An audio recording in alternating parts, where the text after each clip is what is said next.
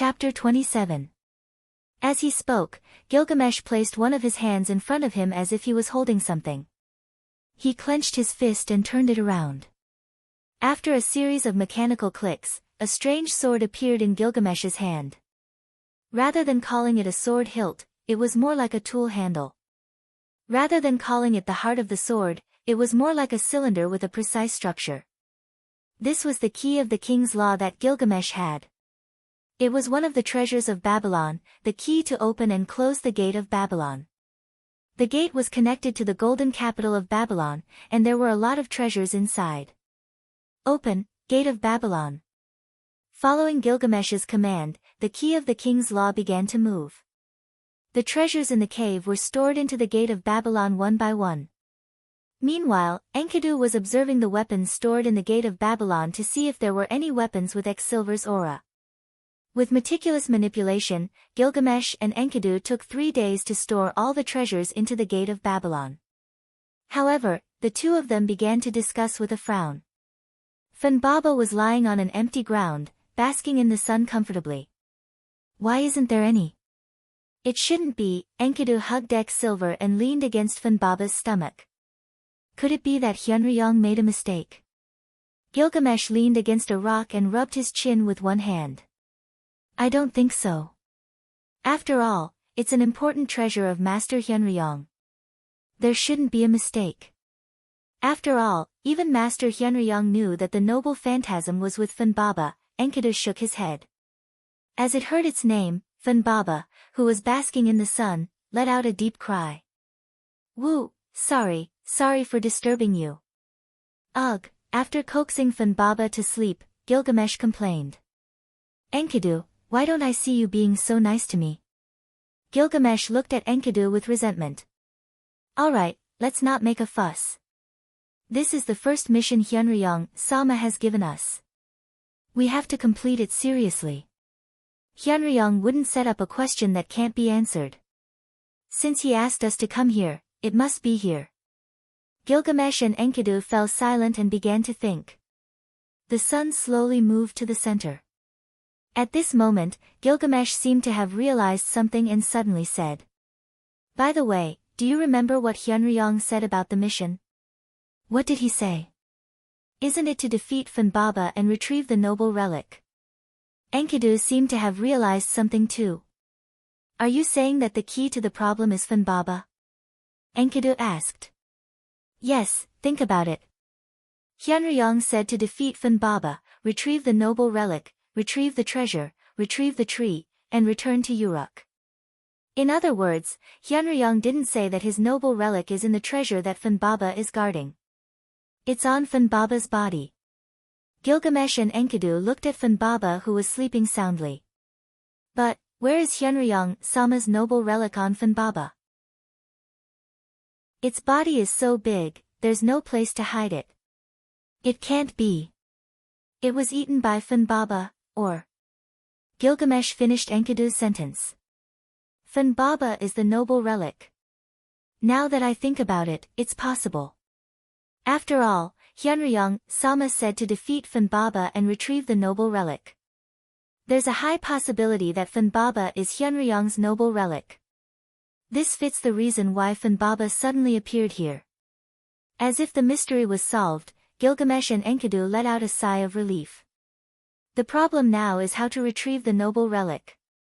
After all, it's impossible for us to kill Funbaba, but we can't let Funbaba follow us back to Uruk.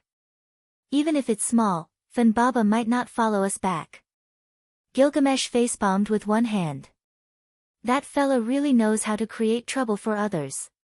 Why don't we go back and tell Hyunryong that his noble relic has become Funbaba? Enkidu looked at Gilgamesh and said. Sigh, that's the only way. Okay. Gilgamesh agreed. No need. Suddenly, a young voice came from the dense forest. Who's there? Gilgamesh immediately opened the gate of Babylon on his back and aimed his sword at the dense forest. Enkidu stood up immediately and held the hilt of Silver with both of his hands, aiming it at the source of the voice.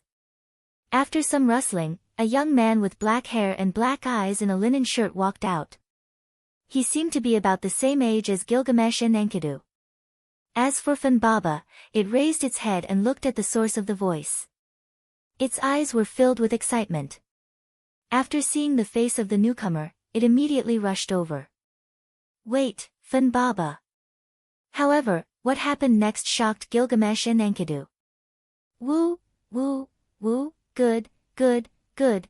Funbaba's huge head kept rubbing against the young man, and the young man kept stroking the Funbaba. It was a scene of a master and a pet getting along well. Could it be?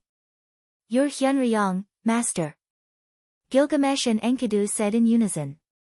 Yo! Gilgamesh, Xiao En. Wuming stroked Funbaba's head and raised his hand to greet Gilgamesh and Enkidu. At this moment, Gilgamesh and Enkidu were really stunned. So, you turned back into a dragon because of that guy called Morgan Le Fay, and now you can control your ability and turn back into a human? This was because Wuming told Gilgamesh and Enkidu the truth, and also told them his name. Therefore, Gilgamesh said with an "I'm very unhappy" expression. This is unbelievable, Xian. Master Wuming. Enkidu also looked shocked. After all, Wuming's transmigration was not something that anyone could do. About that, I'm sorry for hiding it from you for so long. Wuming smiled bitterly and kept apologizing. Humph. Don't expect me to forgive you so easily. Thieves who lie to the king must be punished severely. Gilgamesh stared at Wuming with her beautiful eyes. However, this did not make Wuming back down. Instead, he looked at Gilgamesh with interest. Alright, Gil, Master Wuming didn't do it on purpose. Let's put this matter to rest. Nah, Enkidu smiled at the two of them and tilted his head. This made Wuming and Gilgamesh blush. After all, after Enkidu became a woman, her charm was too great. So, is Funbaba your noble phantasm, Wuming? Gilgamesh was still not used to Hyunryong's new name. She stuttered as she spoke. Well, actually, I only found the exact location of my noble phantasm. I only found out that Funbaba was my noble phantasm when I secretly followed you guys here. No, strictly speaking, my noble phantasm and Funbaba had merged. After Wuming saw Funbaba, the connection between the noble phantasm and its owner was immediately connected. Therefore, Wuming finally confirmed that Funbaba was the noble phantasm. Merged? Enkidu said. Yes, although I don't know, Funbaba is my Yggdrasil. After saying that, Funbaba rubbed Wuming again. Alright, let's go back. Funbaba can continue to stay here. Wuming also hoped that his noble phantasm would be more flexible. Therefore, he decided to leave Funbaba in the fir forest for the time being. Gilgamesh and Enkidu looked at each other and sighed. They did not say anything. After all, they had been busy for a few days because of Wuming's noble phantasm. Wuming asked Funbaba to create a large number of trees. After that, Gilgamesh and Enkidu brought a large amount of wood back to Uruk. Meanwhile, Wuming transformed back into his dragon form and returned to the mountain palace. Chapter 28. After Gilgamesh and Enkidu returned to the Uruk with the wood, the news that the king had defeated the mythical beast of the forest, Funbaba, obtained countless treasures, and returned with a large amount of wood began to spread like wildfire in Mesopotamia. It was as if someone was deliberately pushing the news. Of course, it was Wuming who pushed the news behind the scenes. His purpose was naturally to create prestige for Gilgamesh. As for Wuming, ever since he returned to his stone palace in the mountains, he had been staying at home and never came out again. However, Wuming would occasionally observe the Uruk through the statue of Hyunryong. To be honest, although Gilgamesh's rule had become brutal, the living conditions of the Uruk had become better. On a very peaceful day, a slight earthquake suddenly occurred in the Uruk. Half a day later, a god descended upon the Uruk. Because it was the year 2600 BC, although it was the end of the gods' era, there were still gods descending. In the gods' era, it was very rare for gods to descend. However, the ceremony still had to be held. Just as people were preparing the ceremony for this god directly rushed into Hyunryong's temple of worship. Dong! Suddenly, this god broke a hole in the roof of the temple. Hyunryong! Come out! A voice filled with seduction was heard. Goddess Ishtar, please don't make a ruckus in Hyunryong's temple. Also, please pay for the broken roof after you leave. As the chief priest, Enkidu slowly walked out from the temple. It's you. Humph. Where's Hyunryong? Hurry up and ask him to come out and pay for his debt. Ishtar angrily said to Enkidu while floating in the air on the legendary heavenly boat, Anna. However, Ishtar seemed to have recognized Enkidu. Lord Hyunryong is here. If you're sincere, you can see him. If you're not sincere, you can't see him. Enkidu seemed to hate Ishtar very much, and his tone was very unpleasant. I don't care if he's sincere or not. If he doesn't come out, I'll smash his temple. Ishtar looked like she was about to fight, as if she was really going to smash this place. Who is it? Why are you so angry? Oh, it's Ishtar. What brings you here? A shadow appeared on the statue in the center, and Wyrm temporarily possessed it. Hyunryong. But the hero king you mentioned was a boy. Why is he a girl now? Ishtar angrily roared as if she had been deceived. Ahem, I thought you would come to me earlier. However, I was also kept in the dark about this. I didn't know that Gilgamesh was a girl. After all, Gilgamesh was only 3 years old when you met her. The shadow flickered.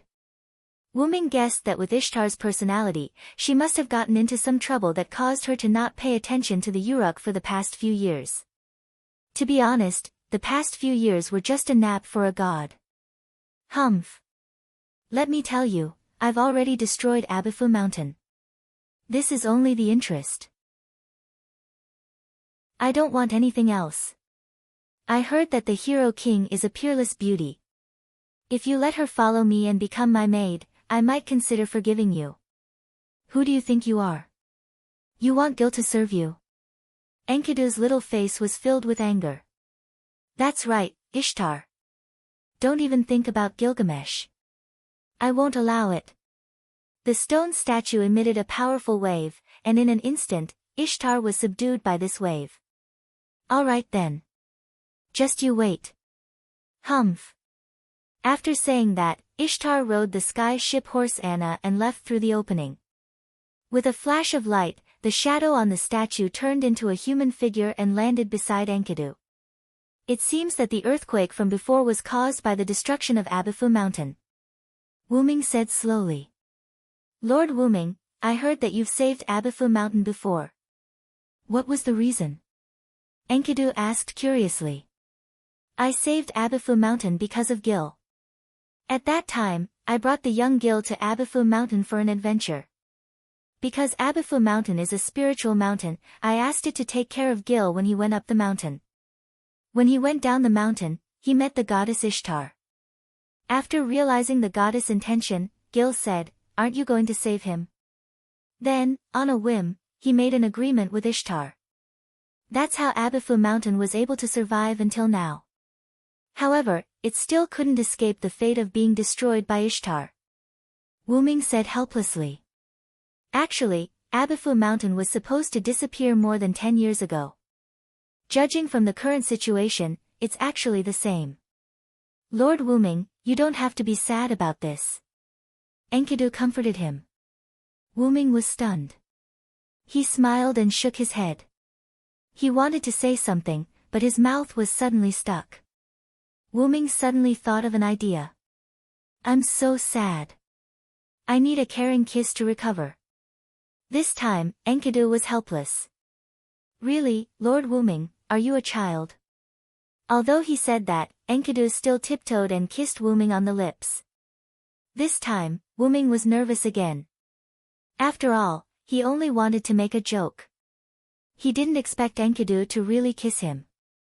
However, Wyrm wasn't the kind of person who wouldn't eat meat that was already in his mouth. Wyrm hugged Enkidu, who was kissing with his eyes closed. This scared Enkidu so much that he wanted to retreat. However, Wuming's big hands directly hugged Enkidu. Enkidu was nervous at first, but then he wrapped his hands around Wuming's neck. The two of them started a French kiss in the hall. Wuming, I heard that Ishtar was here. What is she doing here?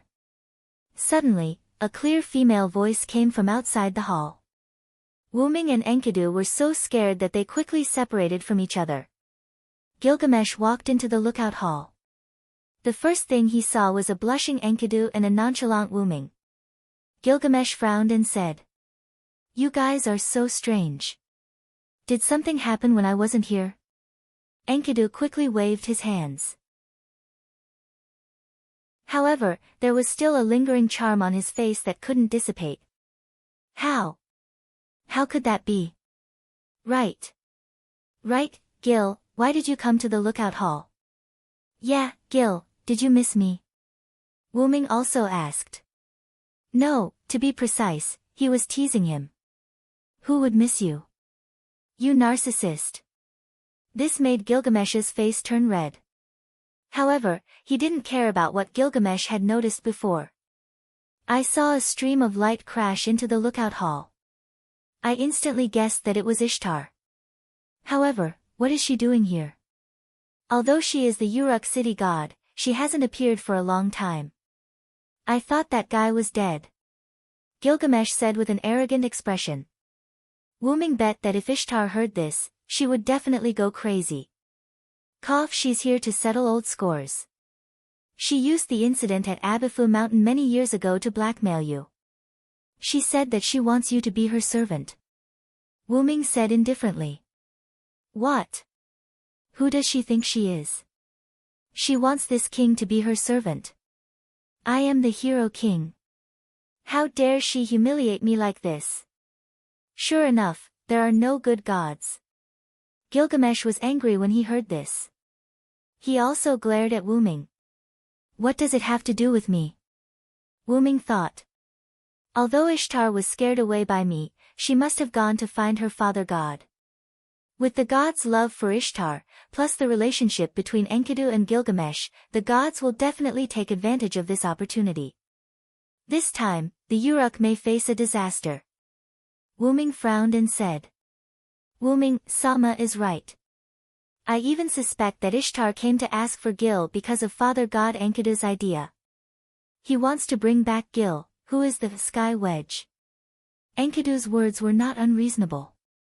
After all, Enkidu's mission when he came to the Uruk was to bring Gilgamesh back to the gods. Well, I know. I will pay attention to the Uruk during this time. There is no other way. Just act according to the situation. Wuming looked at the stormy weather outside and said slowly. The Uruk is going to change. Chapter 29. Ever since Ishtar left, Wuming had started to set up various enchantments around the Uruk. After all, if the story of this world was the same as the one that Wuming knew, the mythical beast Sky Bull would descend soon. Although Gilgamesh and Enkidu had defeated the Sky Bull in the legends, the Sky Bull had wreaked havoc on the earth for 7 years. It was obvious how difficult it was to deal with a divine beast like the Sky Bull. After finishing the last rune, Wuming stood up. If that's the case, we should be able to reduce the Sky Bull's calamity. Wuming looked in the direction of the Uruk Palace. I wonder how Gil and Shaoan's preparations are going.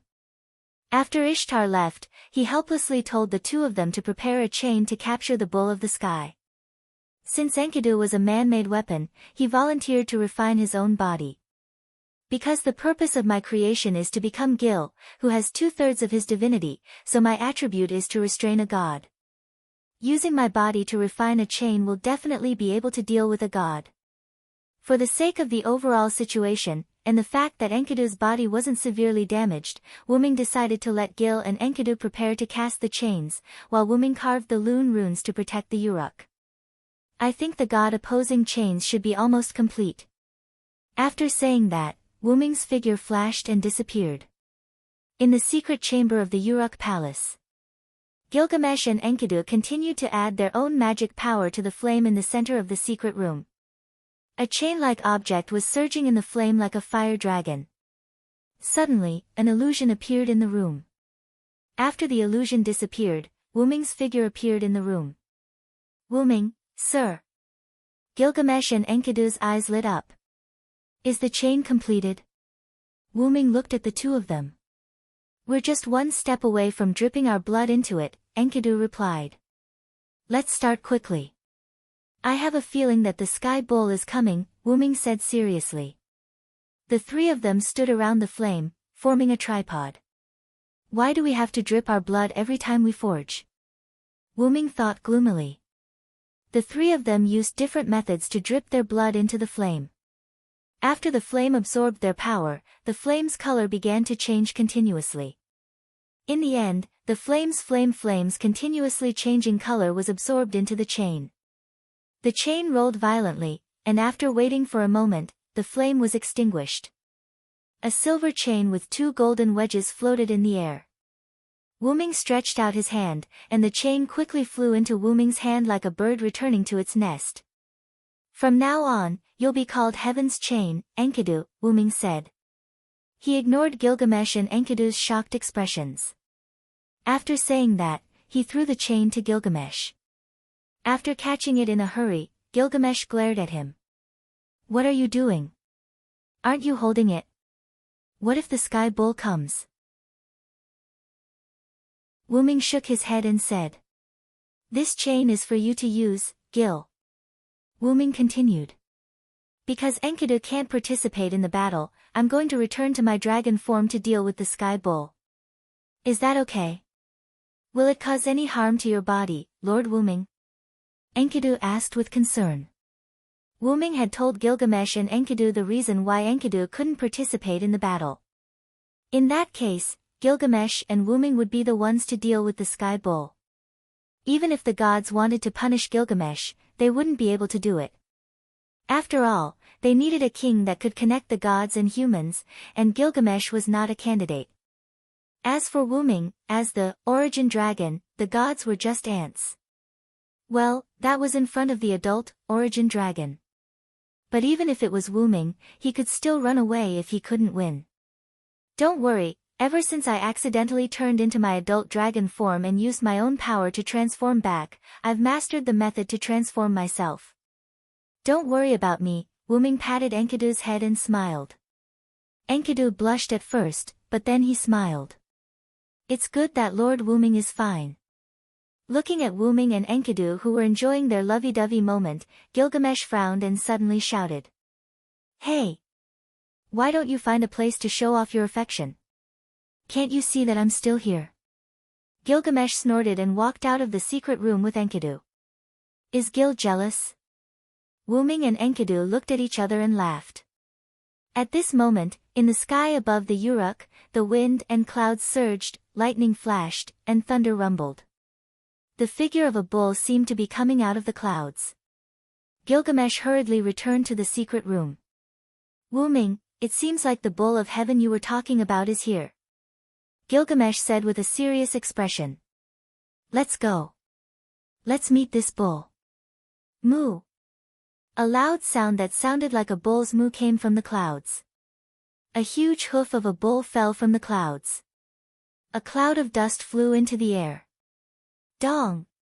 Then, the full appearance of the sky bull was revealed.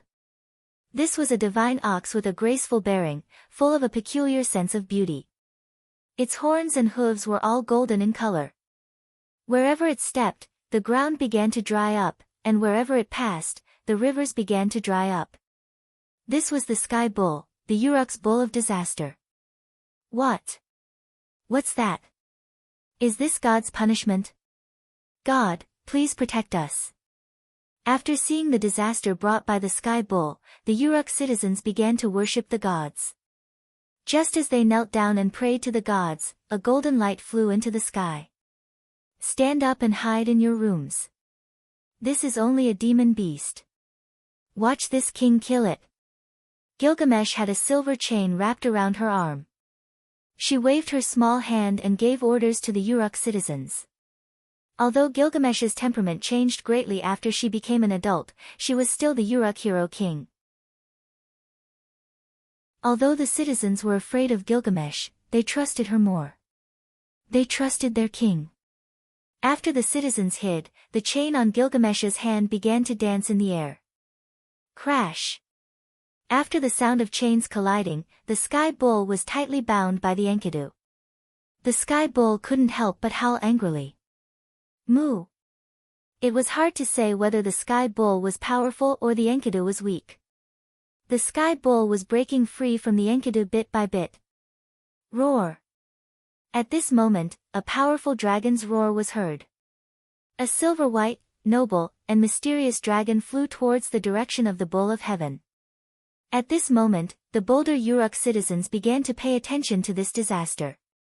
That's Lord Hyunryong. No one knew who said this, but the Uruk citizens walked out of their houses one by one and began to pray to Wuming. Wuming began to fight with the sky bull. Both sides fought back and forth, but because of the Enkidu, the bull of heaven's strength was reduced by 80% to 90%. The bull of heaven was at a disadvantage. In the end, Wuming's claw pierced through the sky bull's heart. Following the sky bull's low cry, the sky bull collapsed. Uruk citizens. This bull was created by the gods to destroy you. The gods no longer need you. Only I, the legendary origin dragon, the legendary dragon, have made a contract with your king, Gilgamesh, to protect you. Remember my words and worship your king. Hero king. Hero king. Hero king. Wuming stood on the corpse of the sky bull while Gilgamesh stood on Wuming's head and received the cheers of the Uruk citizens. The sun shone on Gilgamesh. At this moment, she was like a saintess, beautiful and powerful.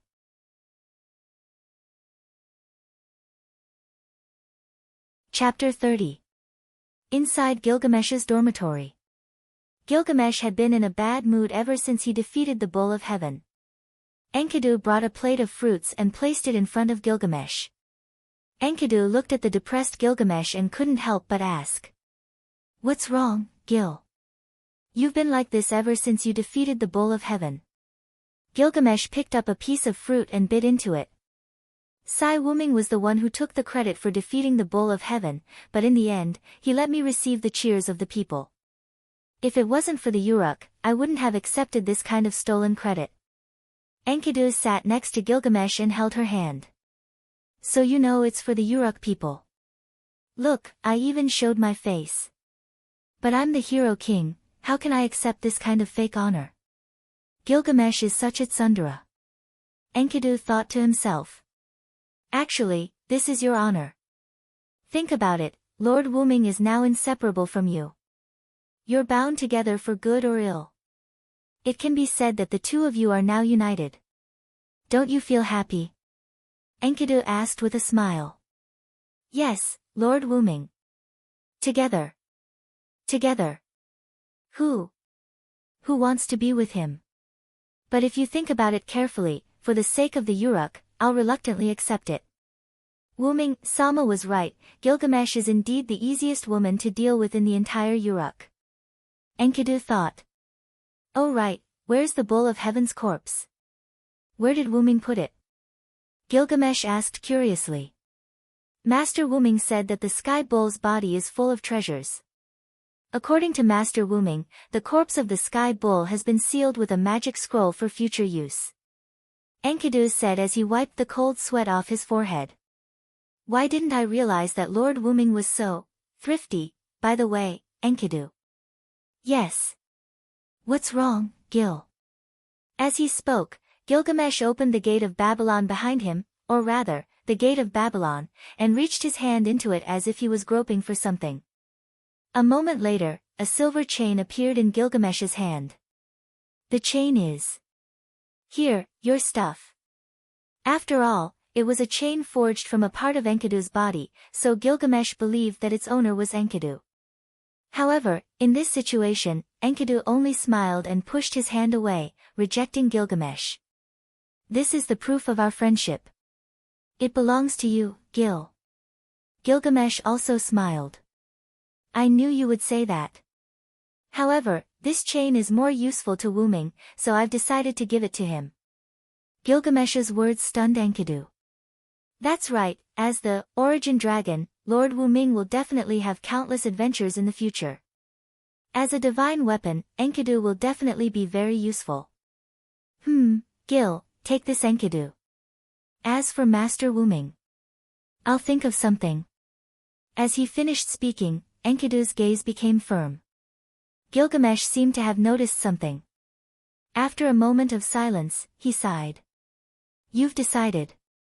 A few days later, Ishtar drove the heavenly ship Anna to the Hyunryong Palace once again. However, this time, Ishtar's attitude was very respectful. Although Enkidu did not like Ishtar, she still came to Wuming respectfully. Enkidu led Ishtar to the Hyunryong statue. Master Hyunryong, even if you win this time, can you return the corpse of the heavenly bull to me? An unnatural smile appeared on Ishtar's beautiful face. However, even if it was a forced smile, Ishtar was still a goddess of beauty. The figure of the Hyunryong statue appeared. Cough. You know, I've been hungry for a long time. Now that I saw such a big guy, I was excited and ate it. Sorry. Wuming said with a, I'm not full yet, expression. Hee. You really know how to joke, Master Hyunryong. However, there's something I have to tell you. Enkidu is my father's child, so. Ishtar smiled mysteriously. Then, she immediately flew away from the Hyunryong sacrificial palace on the heavenly ship Anna. The dragon figure changed, and Wuming landed on the ground. Wuming looked at Ishtar's back as she left. He could not get over it for a long time. Could it be that the gods are going to attack you, Enkidu? Enkidu, who was standing at the side, only smiled calmly after hearing this. That beautiful face made Wuming feel like he was a god. Master Wuming, don't worry. Although I'm still a divine weapon created by the gods, because of you, I've become the human girl Enkidu. Enkidu leaned close to Wuming and hugged him. Enkidu is willing to become the heavenly lock and accompany you. Please forgive my willfulness, Master Wuming. After a while, Wuming also hugged Enkidu. You're such a silly girl. Gilgamesh stood outside the Hyunryong palace with his back against the wall. He looked at the sky. I wish you happiness, my friend. 3 days later, the gods used the chain used to subdue the heavenly bull for Enkidu. Gilgamesh and Hyunryong were essential figures in the Uruk. They decided to punish Enkidu by turning her back into dirt and returning her to the earth. Ever since the Uruk high priest Enkidu disappeared, the newly appointed high priest Du Shili discovered that there was an additional silver chain on the stone statue of Hyunryong. Because the stone statue was lifelike, and the silver chain made it look even more lively. Because of the pain of his friend's departure and the revelation given by Hyunryong, the Uruk king Gilgamesh abandoned his people and began his journey to find the immortal grass of immortality. After going through untold hardships to obtain the immortal grass, he was eaten by a snake because of his carelessness. King Gilgamesh was enlightened and returned to the Uruk, which was still prosperous because of Hyunryong's protection. He focused on governing the Uruk and died a good death. Hyunryong also protected the Uruk until the connection between the people and the gods was severed. In the end, the people abandoned Hyunryong. Hyunryong also abandoned the humans and left the Uruk. In the end, the Uruk dynasty was destroyed. The legend of the origin dragon, Uruk Hyunryong, began in a new place.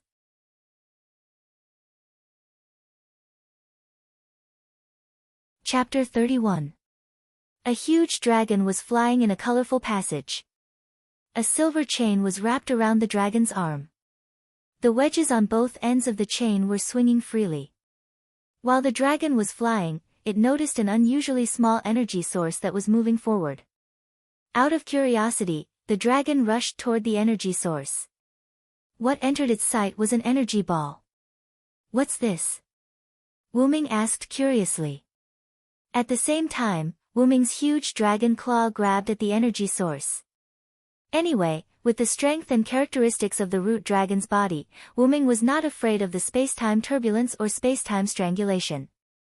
Hence, Wuming boldly grabbed at the energy ball.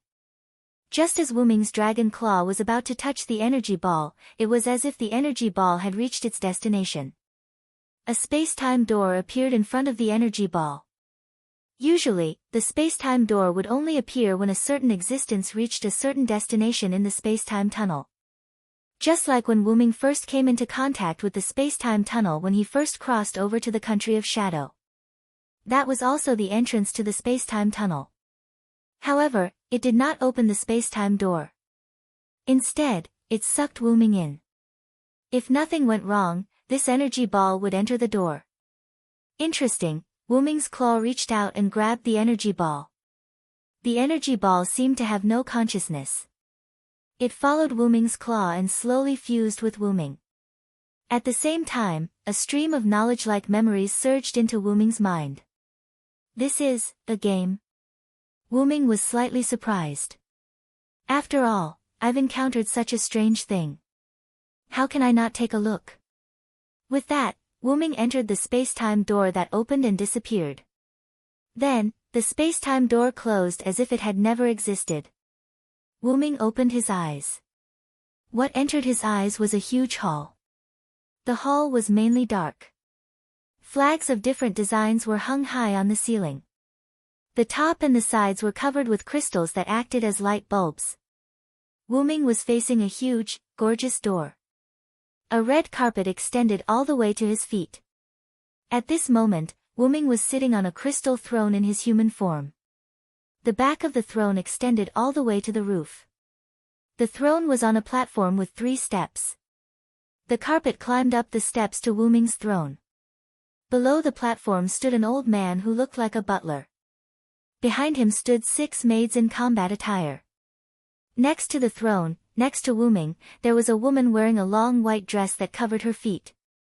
There was a spiderweb-like golden silk ornament on her chest, and white silk gloves on her hands. Her beautiful black hair reached her waist, and there was a pair of white curved horns on both sides of her head. She looked like a demon, and there was a pair of black wings at the back of her waist. Wuming happened to recognize this creature. It was obviously a succubus. Seeing Wuming looking at her, the succubus smiled and asked, "What's wrong, Sir Wuming?" However, the smile on her face made Wuming feel awkward. He felt like he was being stared at. I feel a slight fluctuation outside the underground tomb of Nazalek. Inform all the guardians to gather here tomorrow at this time. After that, Wuming got up and walked to the door. Yes, Sir Wuming. The succubus smiled at Wuming. You can do whatever you want with the rest of the time. Yes, Sir Wuming. This was the answer from the rest of the people in the room. Creak. The heavy door was pushed open. Wuming opened the door in front of him. Then, let me calm down first. Following the data stored in his mind, Wuming came to a room. When he opened the door, he saw a luxurious royal bedroom. Wuming flew and threw himself on the luxurious bed in front of him. This is giving me a headache. What Nazalek, Yggdrasil, completely virtual reality game. The unknown energy ball that Wuming came into contact with in the time tunnel was actually a guild stronghold in a virtual reality game invented by humans in another world. The name of the guild was Nazalek's Underground Tomb. Because of the shutdown of the server, the guild leader guarded it alone until a second before the server shut down. Due to an unknown accident, the guild brought the soul of the human to this world. Because of Wuming's accidental contact, the soul of the human was repelled and sent back to the original world. Wuming replaced him and came to this world. Let's not talk about the power of this world first. I'm very curious about what interesting things will happen when the game transforms into a physical object. For example, even if the resurrection was considered a miracle in the world of the moon, it should be very common in the game. Then, what will happen when the game transforms into a physical object? Wuming turned around and patted his arm. Enkidu, are you okay? A silver chain appeared on Wuming's arm, flashing with a faint golden light. Yes, Master Wuming, I'm fine. I didn't expect to be able to travel with you. This chain was Enkidu's transformation. Previously in Uruk, Wyrm used the Lune runes and his own transformation to successfully deceive the gods. After Enkidu used a secret technique to create the heaven lock, Enkidu, Wyrm wrapped it around his hand. Rather than being put into Dragon's Nest, by Master Wyrm, I'd rather be in Master Wyrm's hand. Therefore, Wyrm wrapped the heaven lock, Enkidu, around his hand. Wyrm touched the heaven lock, Enkidu, and said slowly. It's been hard on you, Xiao En.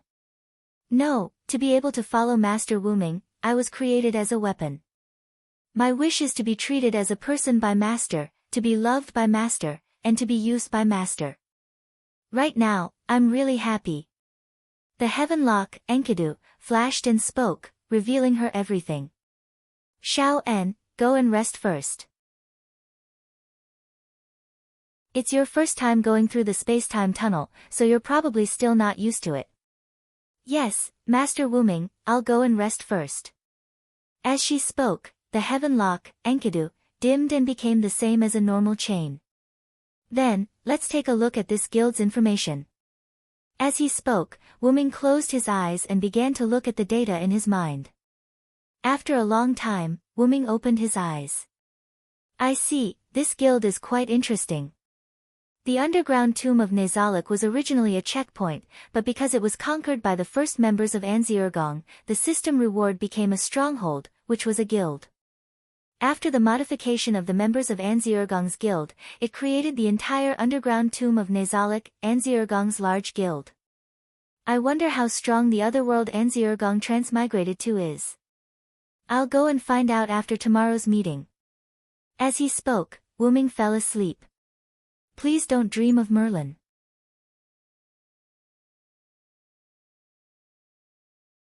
Chapter 32. The next day, Wyrm woke up early in the morning. Wyrm had arrived at the underground tomb of Nazalik late last night. In addition, Wyrm had traveled through time and space for a long time. After a night of rest, he was no longer tired. Because the order from yesterday was to gather at night, Wyrm decided to walk around the underground tomb of Nazalik himself. Wyrm picked up a ring from the table and put it on his finger. Move to the first floor. In an instant, Wyrm's figure flickered and disappeared. That ring was the guild ring of the underground tomb of Nazalik, Ainsworgong. Other than entering the underground tomb of Nazalik to verify his identity, it also had the ability to move around the underground tomb of Nazalik without restriction. What entered his eyes was a hall filled with stone coffins. Stone pillars supported the hall and were evenly distributed around the hall. The stone coffins were also distributed according to the ratio. Wyrm could clearly sense that every sarcophagus had a magical reaction, as well as the reactions of unseen creatures around them. They were probably the monsters guarding the first floor of the underground tomb of Nazalik. As expected of the underground tomb of Nazalik. Let's not talk about the strength of these monsters. Just looking at them is enough to scare people. Wyrm didn't care about this and continued to walk toward the door of the hall. As soon as he walked out, he saw a slightly desolate courtyard. Although it was called a courtyard, it was actually a graveyard. Stone tablets were erected in the courtyard. Needless to say, the ground in the courtyard was filled with monsters. The courtyard was surrounded by a 3-meter-tall wall. In front of Wyrm was the entrance to the graveyard. At this moment, it was daytime in this world.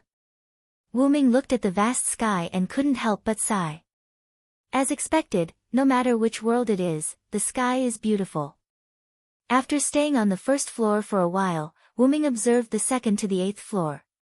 He had to admit that the people of Ainsworgong had all kinds of strange tastes. There were a total of 10 levels in Nazalik's underground tomb. The first 3 levels were the graveyard, which fit the name of a tomb.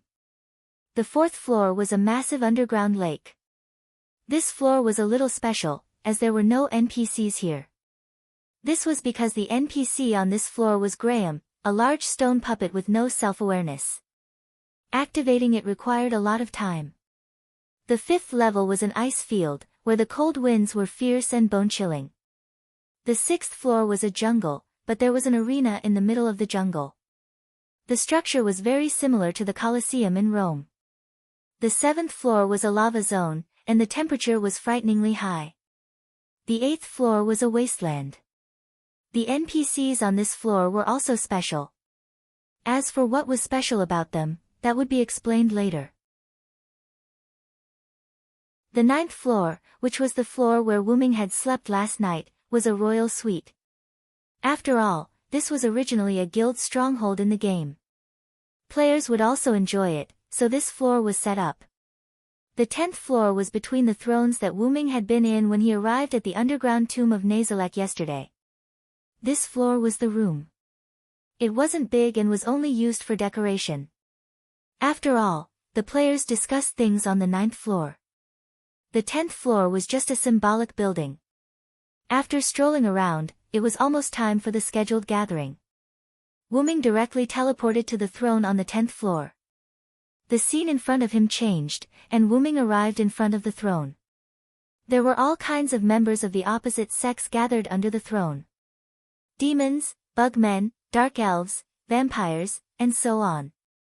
He saw the succubus who had served the throne yesterday arguing with a girl in a dark purple princess dress.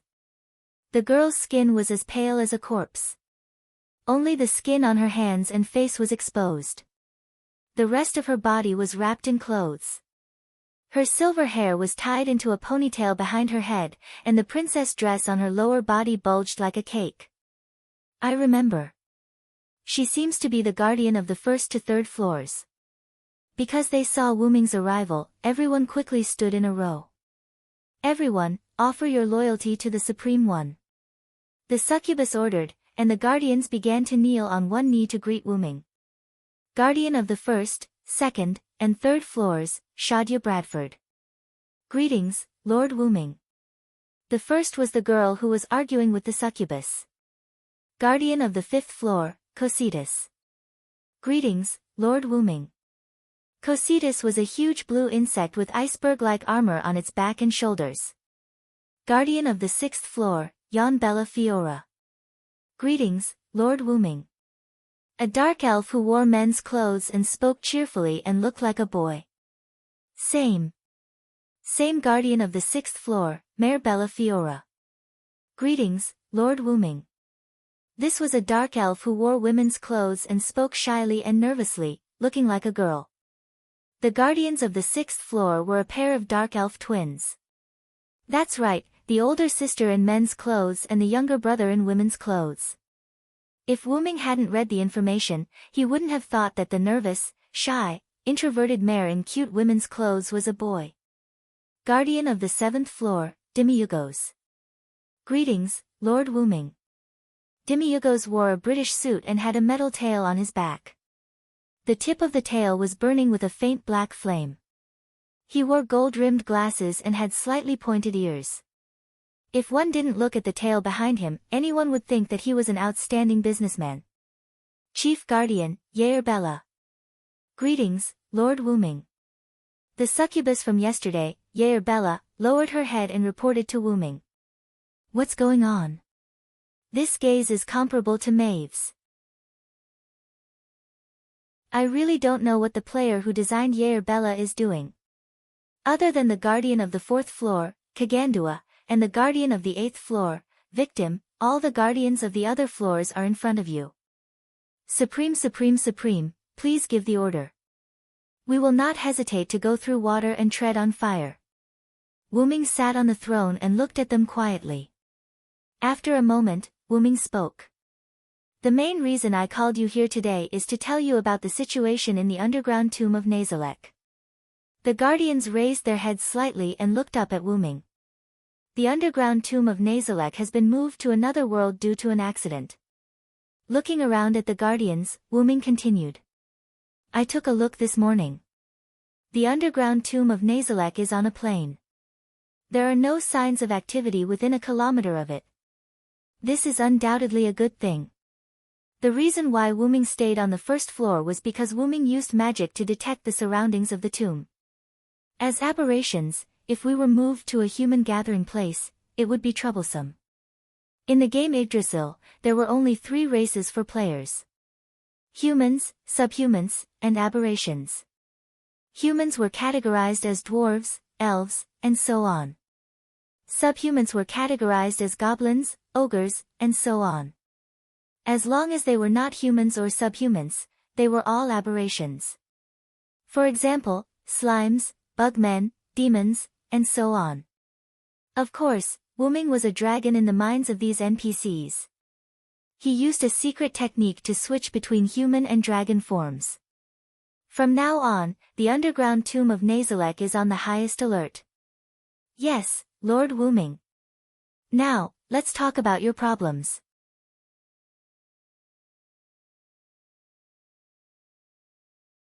Chapter 33. There was a long hole in the wall in front of Wyrm that looked like a cupboard. There was a twisted scepter floating in the hole. The tip of the scepter was in the shape of a cup, and there were 7 snakes coiled clockwise in the cup. Finally, the snake heads poked out of the cup, and each snake had a gem in its mouth. The 7 gems of different colors shone with a mesmerizing light. Wyrm reached out his hand, and the scepter automatically floated into Wyrm's hand. Holding the twisted scepter, Wyrm looked at the twisted black and purple souls that appeared in the cup of the scepter. He could not help but feel helpless at Ainz Urgong's bad taste. This should be a guild weapon, right? The so-called guild weapon referred to the core of a guild. Once the guild weapon was destroyed, the guild would disintegrate. Therefore, guild weapons were usually placed in the core of the guild for protection. However, Ainz Urgong's guild weapon was a powerful weapon. According to the information, the staff of Ainz Urgong itself was a divine weapon. The 7 gems in the 7 snakes at the tip of the scepter were also rare divine weapons, and it was a set of equipment. The power of the 7 gems was not just 1 plus 1 plus 1 plus 1 plus 1 plus 1 plus 1 is equal to 7, but it was far greater than that. This made the staff of Ainz Urgong comparable to a world-class item, or even greater.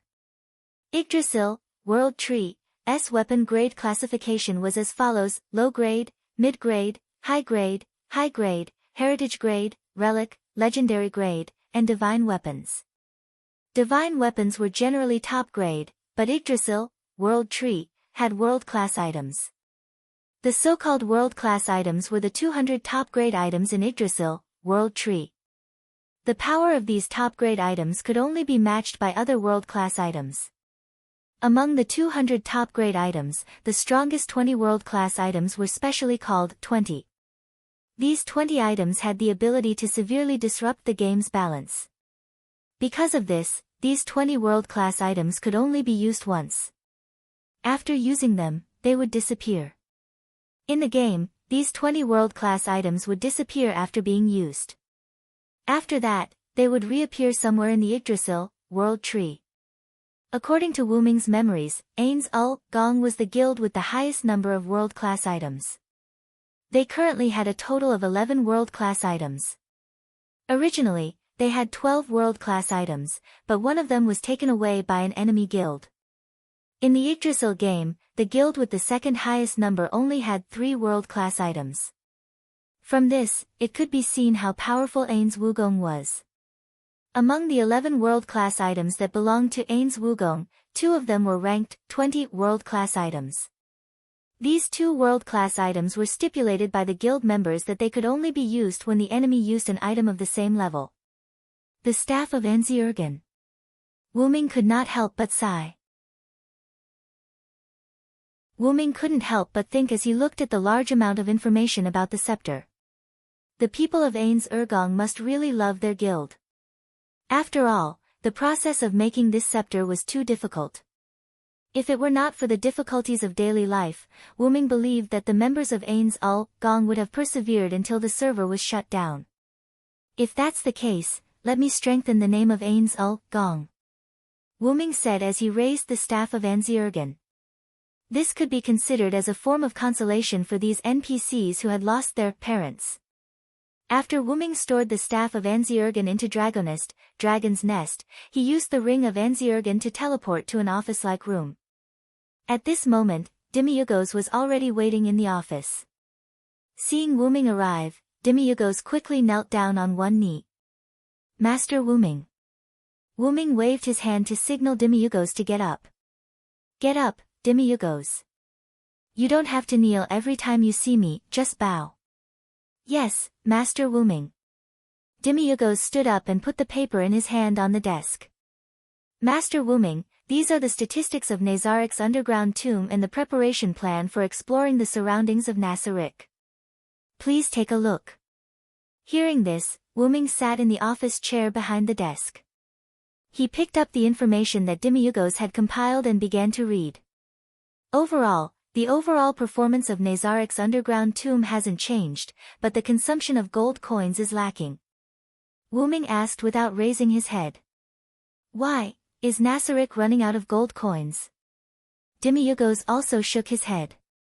No, after the other guardians and I tested all of Nazarik's production performance, we only suffered a slight loss of gold coins. However, we can no longer obtain Yggdrasil, World Tree, gold coins. After a while, Nasarik will be in danger. I don't know if the gold coins of this world can be used for Nazarik's underground tomb, so I have stopped the consumption of unimportant gold coins. Wuming, who was still flipping through the information, heard this and the emblem on his arm flashed. Crash! A bag of jewelry and gold nuggets fell on the table. This is the treasure I collected from other places. Go and see if it can be used for Nazarik's operation. Yes. Demiurgos picked up the bag on the table. Regarding the exploration of Nazarik's surroundings, cancel the plan. I will go personally. Demiurgos was shocked and knelt down on one knee. No, how can we let Lord Wuming take the risk? If you are worried, you can let us guardians explore. Please take back your order. Putting down the information, Wuming said helplessly. Don't worry, Demiurgos, I will bring my men. In the current situation, it is wise to send the highest combat power. If there is an existence that even I can't defeat, it will be useless even if you go. Lord Wuming, you also said that there is an existence that even you can't defeat, so it is wise for us to explore. After that, Wuming and Demiurgos did not speak. A moment later. Get up, Demiurgos, I have made up my mind. At worst, I will bring Wyrm. Wyrm was Nazarik's guardian, so he had the strongest defense. Whether it was his own defense or the protection of a specific person, Wyrm had the strongest defense. Yes, Lord Wuming, I wish you the best of luck. That's all. The plan will be implemented in 3 days. Let's first operate Nasarik properly. Yes. Then please forgive me for taking my leave. Go ahead. Demiurgos turned around and left the office. After that, Wuming leaned on the soft back of the chair and let out a long sigh of relief. This is a different world, a different world. How can I not take the risk? I am a traveler. 3 days later. In the library on the 9th floor. Wuming was tidying up all kinds of magic books. After all, there were many practical spells in Yggdrasil, such as detection, anti-reconnaissance spells, and teleportation gates, which were more practical for Wuming. Alright, that's all for now. As expected of one of the strongest guilds, the members of Ains Wugong really can't be underestimated. There were a lot of books in the library. Although more than half of the books were biographies and background stories, and some of them were guides. Magic books only took up a small portion, but the number of books was still shocking. Wuming had been reading for the past 3 days. He had only spent some time organizing the books to be stored in Dragonist, but the collection of books did not affect the library at all. Wyrm should be waiting for me in the throne room now. As he spoke, the ring of Ains Wugong on Wuming's hand lit up, and Wuming disappeared. Wuming's journey to the other world was about to begin.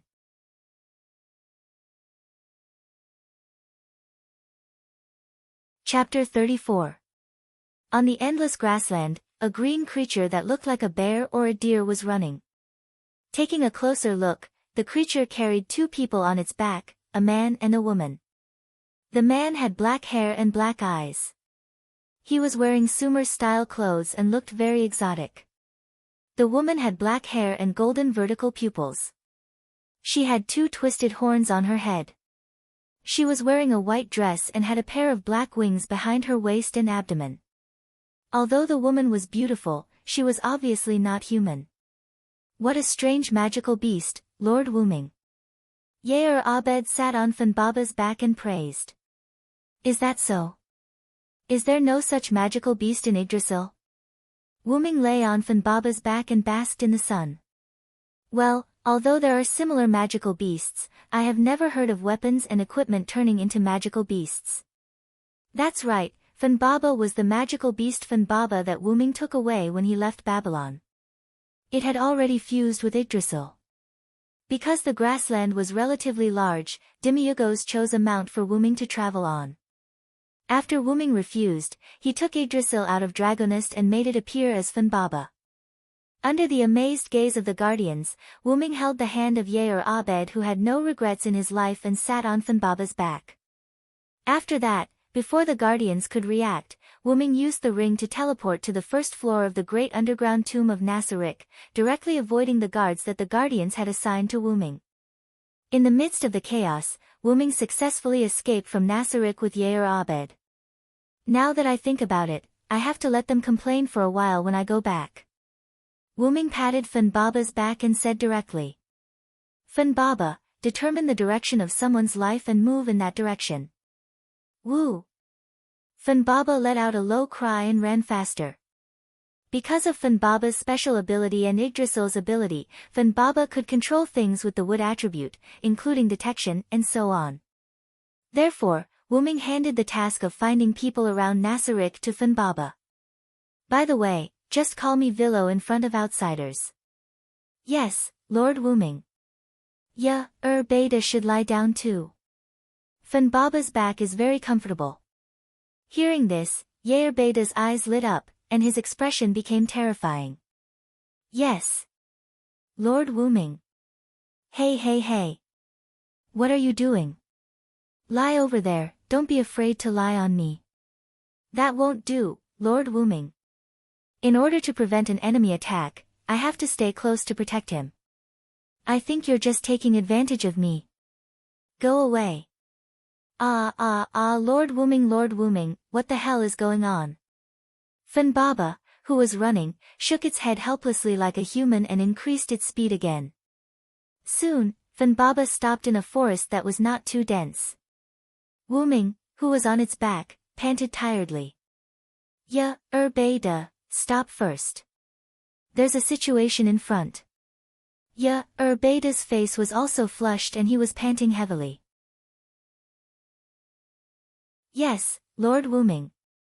Wuming got down from Funbaba's back and wanted to walk forward. What's going on with Beta's character? Is the player who designed her a pervert? After getting rid of the messy thoughts in his heart, Wuming looked forward. Wuming took a closer look. Houses were lined up on a flat ground. There weren't many of them, only the number of a village. Although the houses were simple, they were full of vitality. However, the ground and walls of the village were now full of dark red liquid, which was disgusting. That's blood. Knights in full-body armor wielded swords and killed unarmed villagers one after another. At this moment, a pair of sisters escaped from the village in the direction of this forest. However, behind the two of them were two soldiers. Coincidentally, the younger sister of the sisters fell because she was too young. Quick! Nim, get up quickly. We have to get out of here quickly. Because she often did farm work, the older sister's physical fitness was obviously much better than the younger sister. She pulled the younger sister up from the ground with a little strength. Okay, I know, sister. Nim said while holding back her tears. Okay, let's run. Just as the older sister was about to pull the younger sister and run again, an exasperated voice sounded. Run. Where do you think you're going? A knight who slaughtered the villagers stood behind the sisters. I can't believe I was delayed by you two brats. I'm so angry.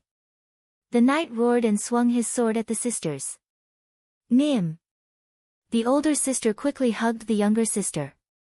At the same time, she also closed her eyes. Clang. The expected pain did not come. Instead, there was a sound of metal colliding. How is this possible? The knight let out a panicked voice. The young girl boldly turned around and saw a black-haired, black-eyed young man wearing a foreign race's costume standing in front of the knight. The knight's sword was firmly held by the young man. Seeing this, the young girl widened her eyes. I thought it was some special event. In the end, this is some high-level conspiracy. Wuming said in boredom. With Wuming's many years of experience in politics, he could almost guess why the knight slaughtered the villagers for no reason. Just in time to try out the magic I learned these few days. Wuming exerted force in his hand and said softly. Dragon thunder. A large amount of blue lightning emerged from Wuming's body and passed through the sword in Wuming's hand to the knight's body. Ah! The knight screamed and then fell to the ground. His body was emitting black smoke as if he was roasted. Seems like the strength of this world isn't very high. Wuming thought. I'm a monster. The other knight who was chasing after saw his companion die in an instant. He screamed in fear and turned around to escape. Wuming waved his hand. The knight who did not have time to escape was instantly wrapped by thick vines that grew out from the ground. Blood flowed out from the gaps in the vines. Seriously, can a knight like you be called a knight? You're a disgrace to the knights. Wuming said in disdain. Woo! Funbaba slowly walked out from behind Wuming.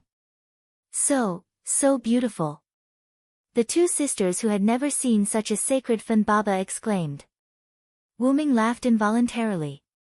After all, Funbaba was known as a divine beast. Are you two okay?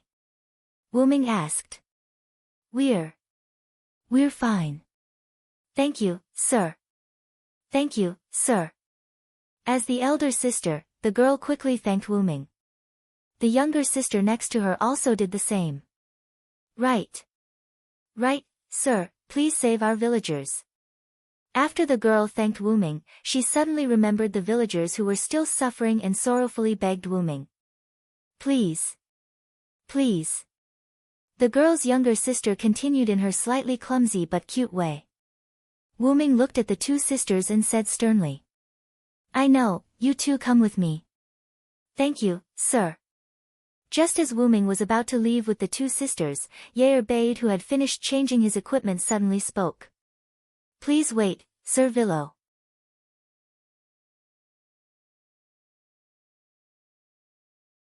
Chapter 35. What's wrong, Bade? Wuming asked.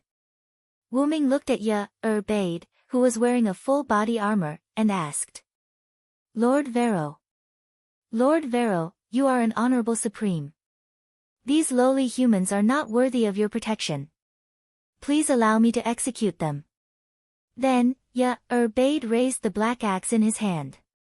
Wait a minute, Bade. Wuming sighed helplessly. Whether they are worthy of my protection or not, let's talk about it after the crusade against the enemy.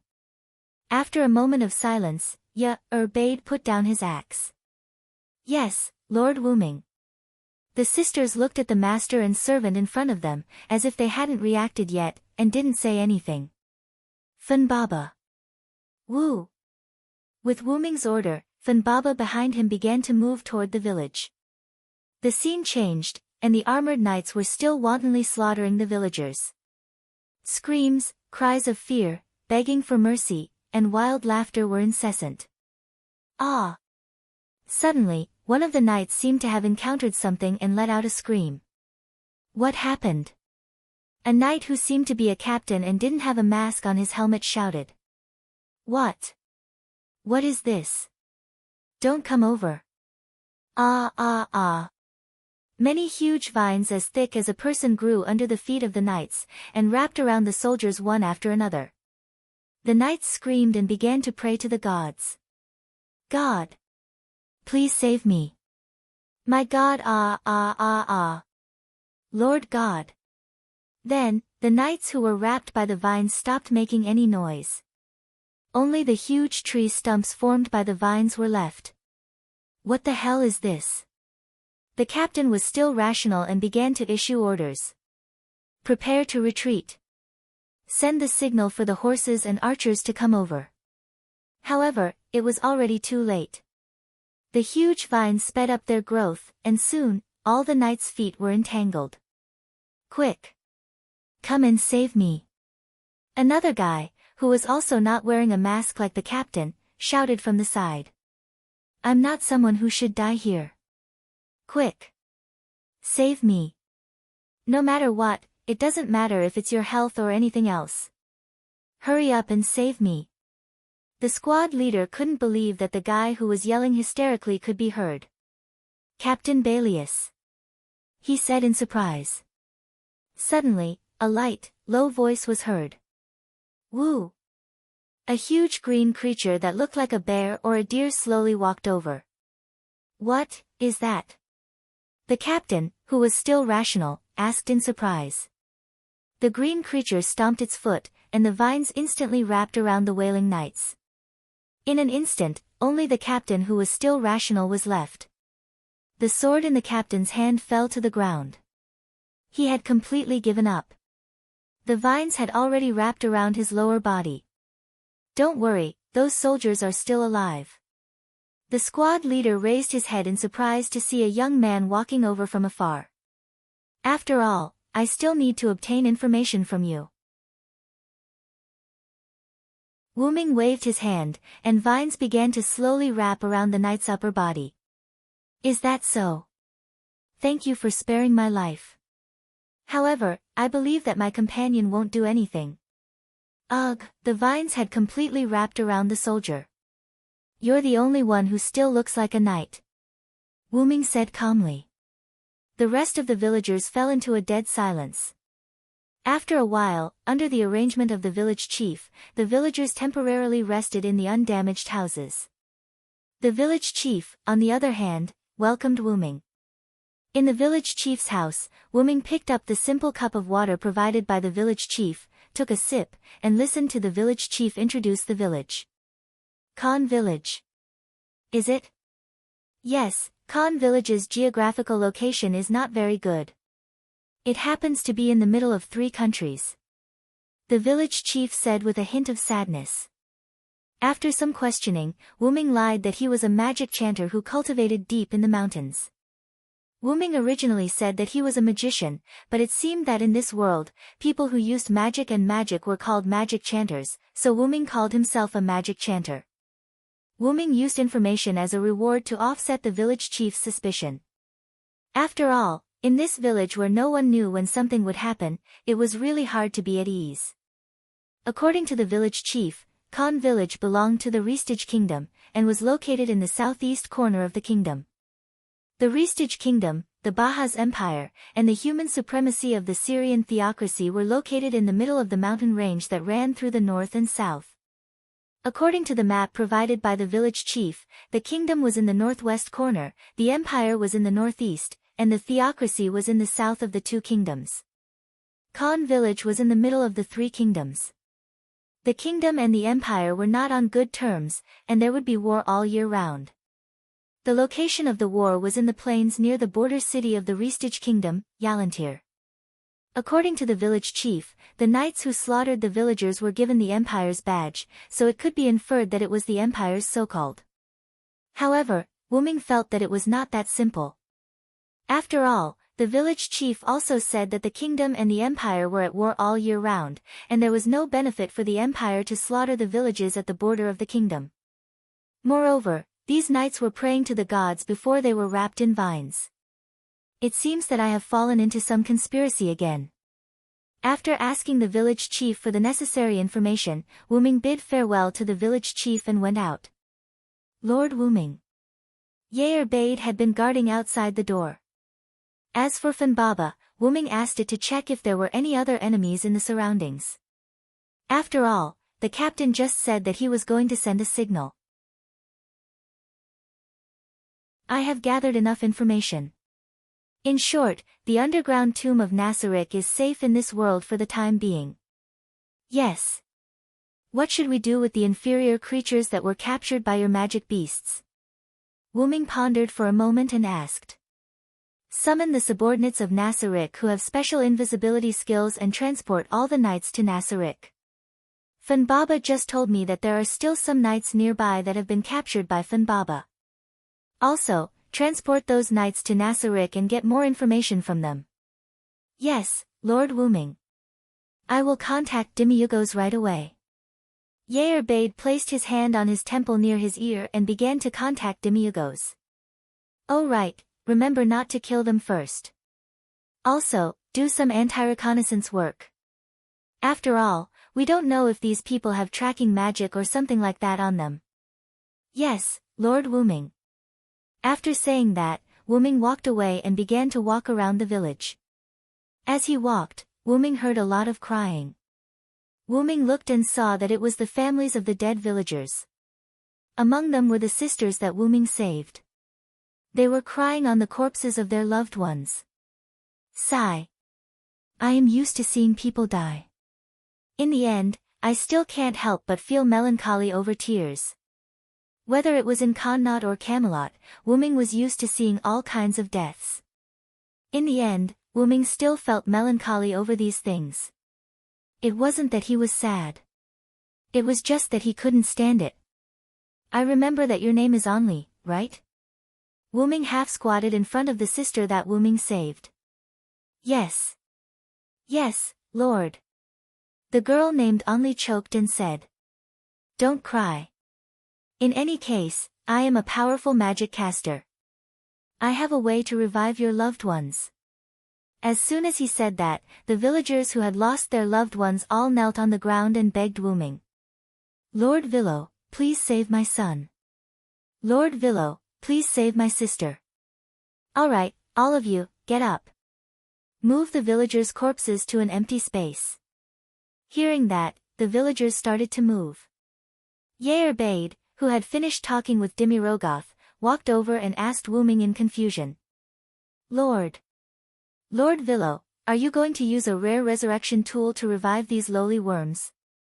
Hearing that, Wuming couldn't help but laugh. Alright, Yair. Although I am not a human, I like humans very much. Moreover, I am going to use the resurrection magic that I have learned. I will not use a resurrection tool. Besides, I don't have one, but, Lord Villo, alright, Yair. Wuming interrupted Yair speech. If I die, you will definitely try your best to revive me, just like how these villagers begged me. Put yourself in my shoes and forgive my stubbornness. After that, Yair didn't say anything else.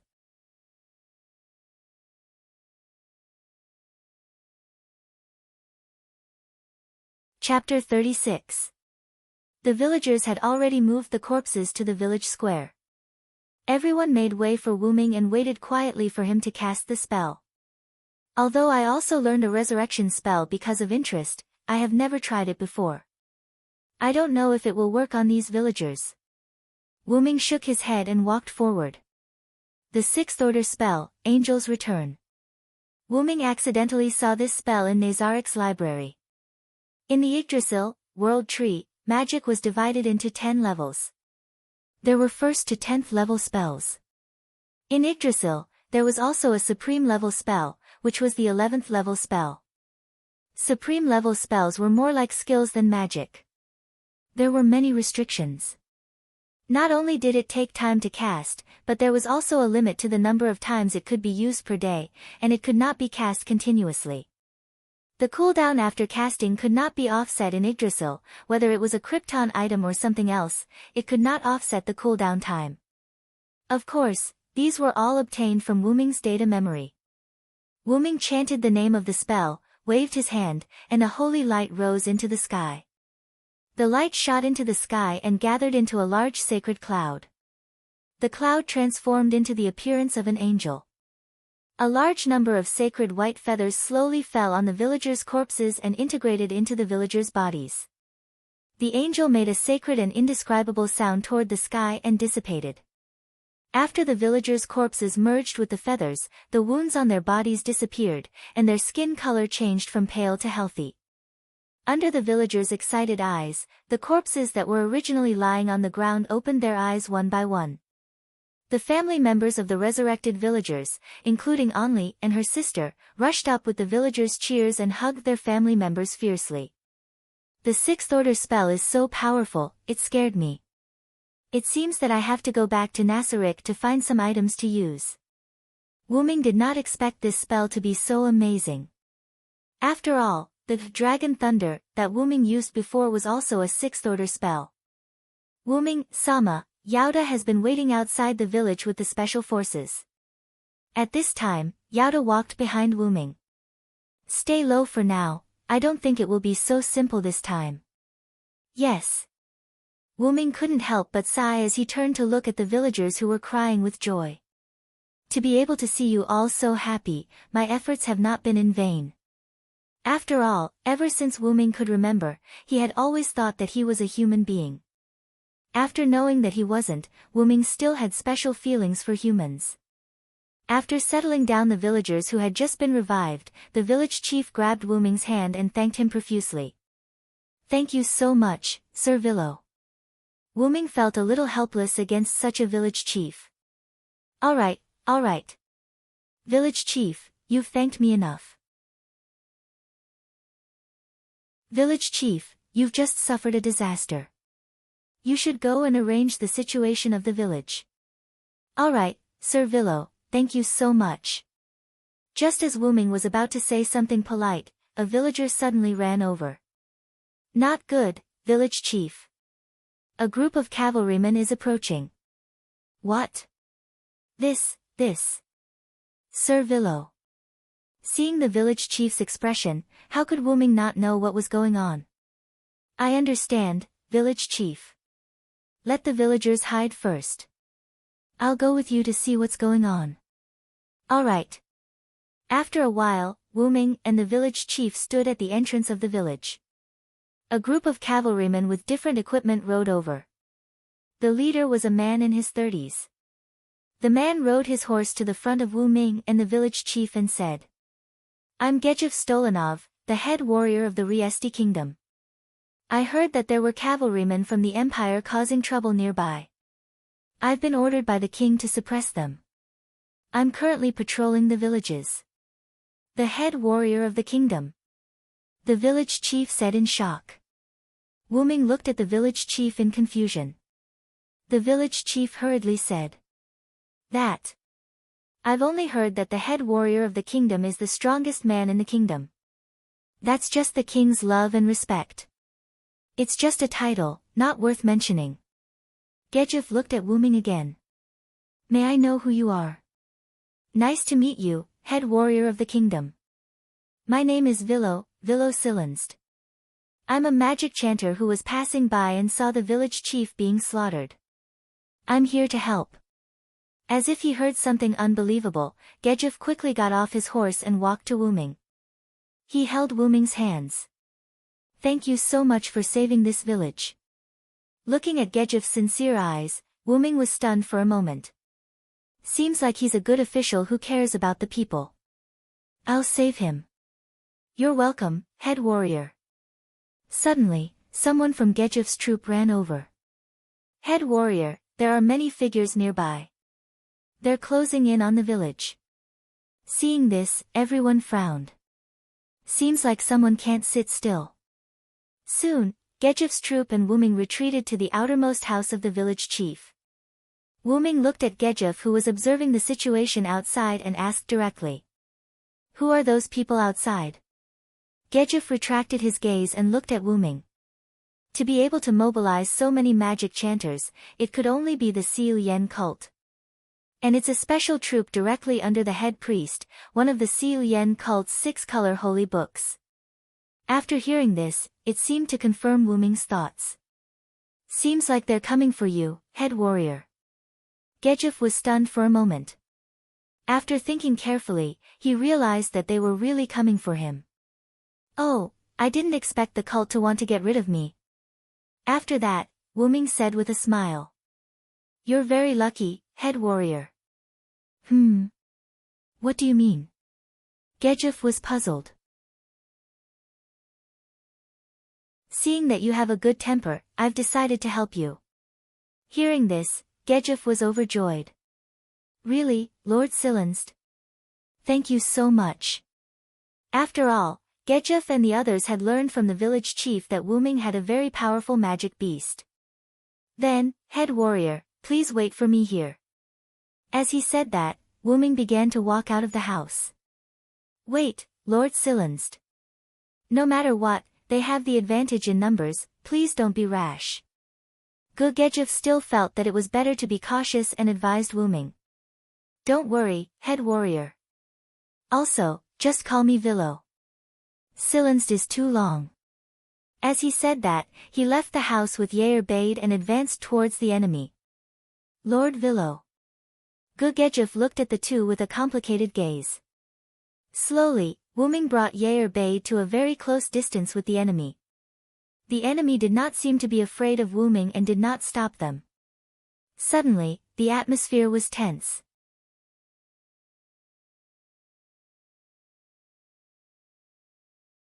Chapter 37.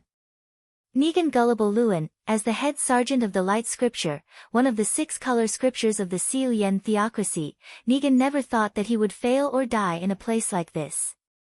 After all, he was the head priest of the Light Scripture. The report said that the knight who was wrapped in vines was killed by the demonic beast under the command of that man. Negan looked at the man and woman walking over and immediately gave an order. Attack.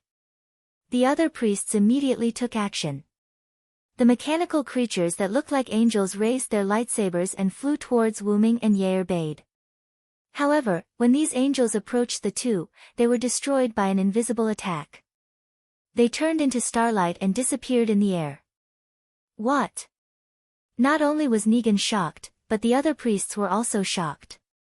The angel army was destroyed in an instant, and it was done using an unknown method. A sense of crisis rushed into Negan's mind, and he immediately summoned the High Angel, the Surveillance Angel, to go forward and meet the attack. Surveillance Angel. After hearing the order, the angel floating behind Negan, who was much bigger than the other angels, summoned a staff. Under Wuming's slightly crumbling expression, the Surveillance Angel used the short staff to smash down on Wuming. That's right, it smashed down with the short staff. Pang! Wuming grabbed the short staff and said with a forced smile. Summoning a staff to smash people. I don't know what to say anymore. While everyone in Negan was shocked that Wuming caught the Surveillance Angel's attack with one hand, Wuming pointed at the angel in front of him. Heavenly fire. In the blink of an eye, the Surveillance Angel was completely enveloped by a large amount of holy light golden flames until everything was reduced to nothingness. What? The High Angel was hit in one hit. Negan couldn't believe his eyes. Wuming had been through so much, but he didn't have many means of fighting. When he was in Ireland and Britain, Wuming only relied on his own martial arts and the noble phantoms in his hands, namely the powerful X-Silver, Meteor Silver, and Yggdrasil, that could control plants and vitality, and some loon magic. In Babylon, Wuming, who transformed into a dragon, relied on the power of faith of the Babylonians. After all, after Wuming left, faith could no longer be used. That was the limitation of faith. The root dragon that was not in Babylon was no longer the Babylon Hyenryong, but the legendary root dragon. That was the limitation of faith. After that, Wuming came to this world.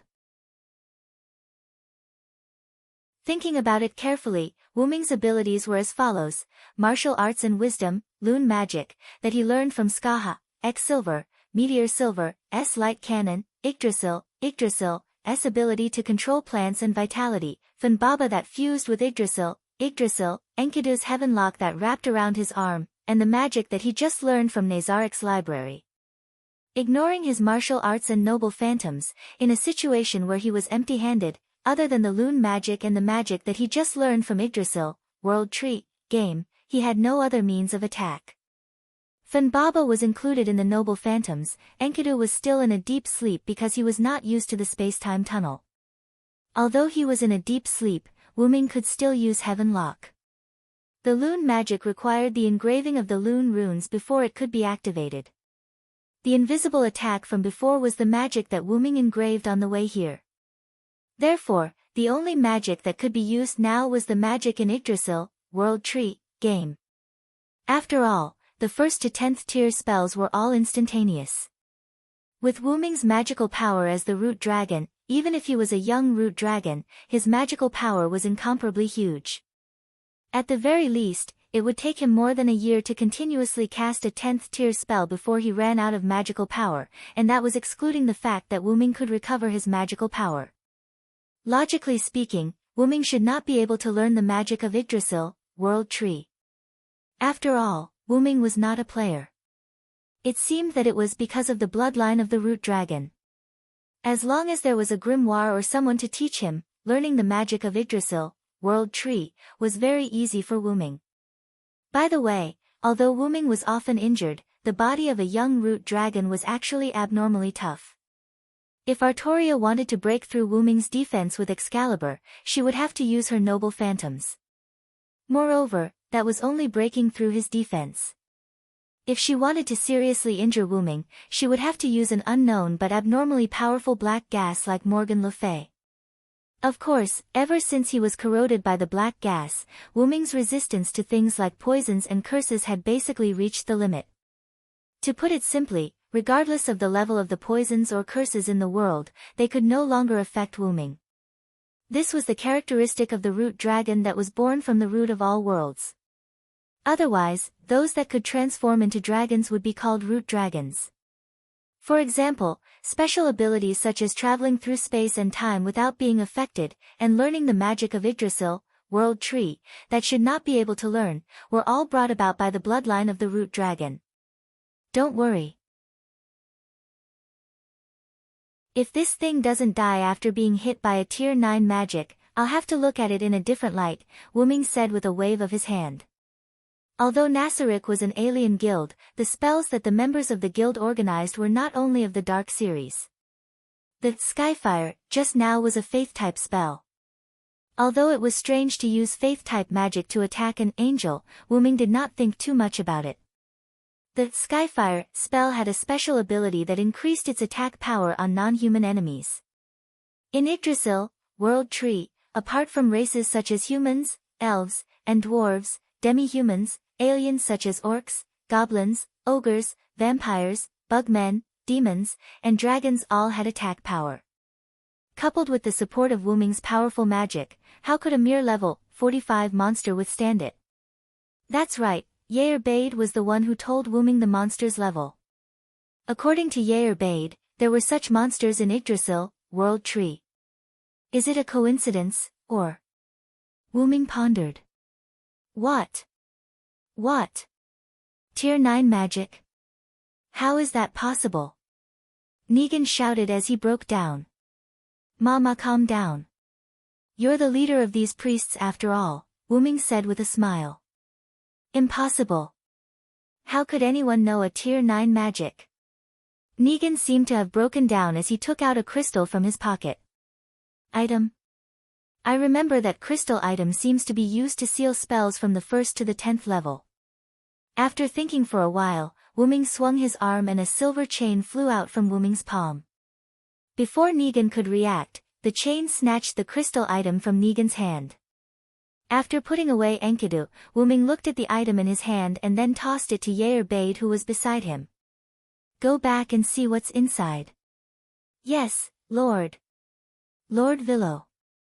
Then, Wyrm looked at Negan's group. As for you. Just as Wyrm was about to say something, the sky shattered like a piece of glass in front of Wyrm's group. Just in case, I even learned a high-level counterintelligence spell called Mirror Reflection. The Motherland is spying on me. Negan was in disbelief. Wait. Negan suddenly shouted as if he had broken down. Sir. No. My lord, no, I'm fine by myself, please let me go, I'll give you any amount of money, I beg you. Don't embarrass yourself here, lowly creature. Yair Bade suddenly shouted. The only thing you can do now is to quietly kneel on the ground and gratefully accept Lord Villo's gift of death. Low class, creature. Purgatory said in an uncertain tone. Ma. Since Bade said so. Wuming closed his eyes and opened them again. A golden vertical pupil appeared in Wuming's eyes. Accept your fate, lowly creature.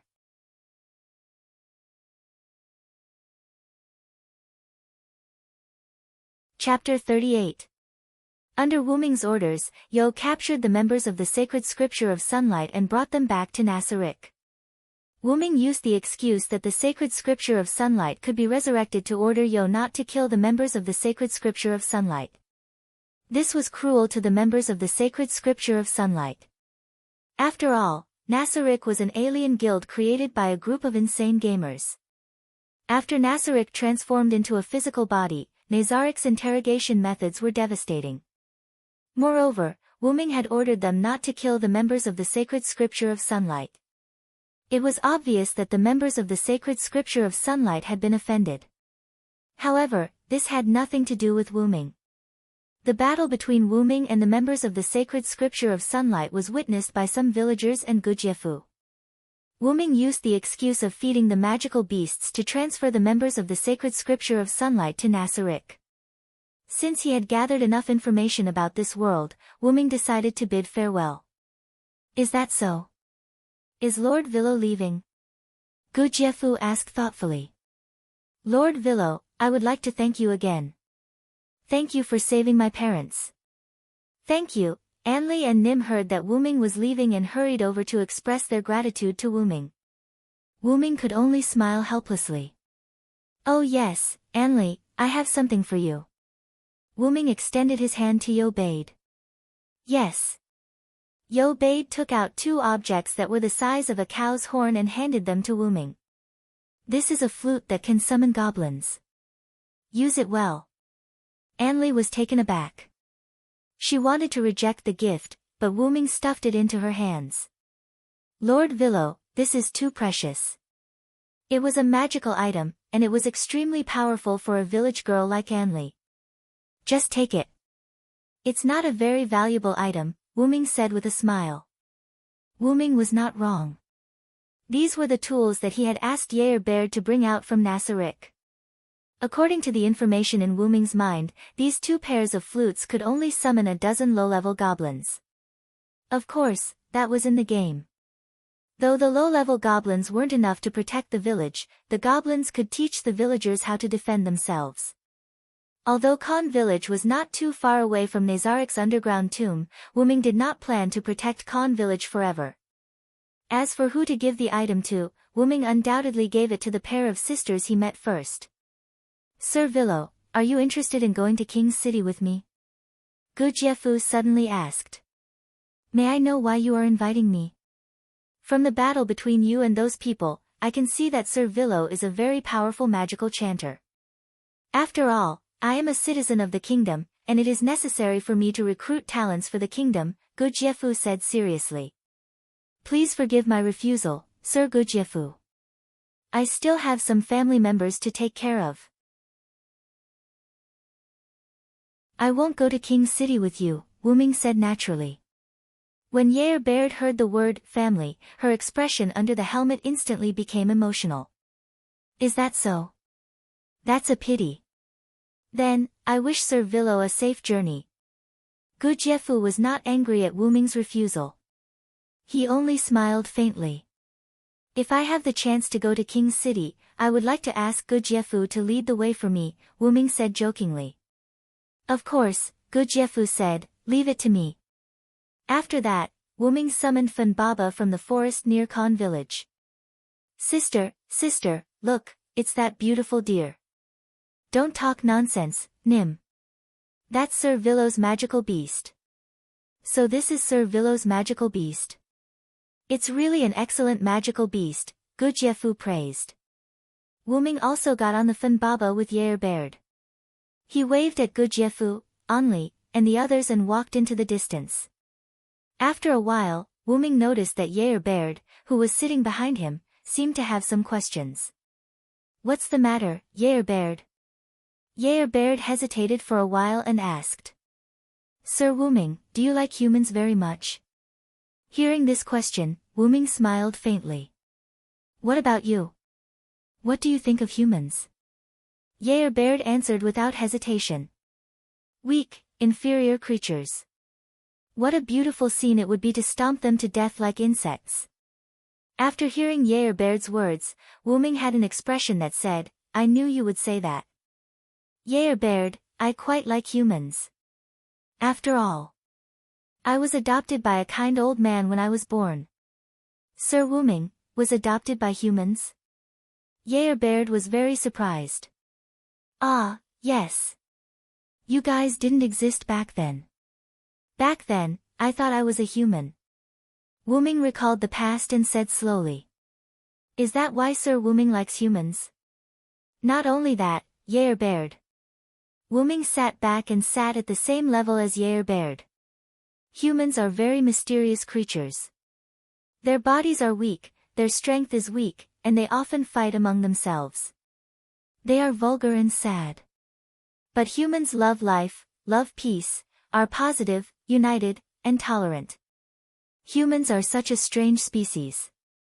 They never bow down in the face of difficulties, never give up, and never retreat. They have the courage to face everything. They know how to learn and know how to create. Even if their innate abilities are insufficient, they will work hard to grow. Wyrm looked at Wyrm. Wyrm, I don't expect you to treat humans well. At the very least, don't be so hostile to them. After saying that, Wyrm did not say anything else. Wyrm smiled helplessly. Consider it my willful request. What do you think, Wyrm? I understand, Sir Wyrm. I'll treat humans seriously, whether it's to kill or to save them, Wyrm said as if he had figured something out. Thank you, Wyrm. Please don't say that, Sir Wyrm. Wyrm smiled happily. After coming to this world, you're the only one who's accompanied us. We have to thank you. After hearing Wyrm's words, Wyrm seemed to have thought of something and fell silent. I'm sorry, Wyrm. Why are you sorry, Sir Wyrm? Wyrm was puzzled. It's nothing. Anyway, let's go home. Wyrm gave up on thinking. Forget it. I'll let nature take its course.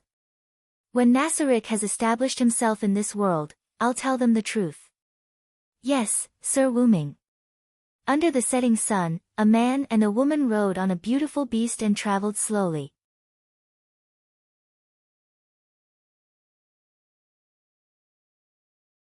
Chapter 39. The office on the 9th floor of Nasarick's underground tomb.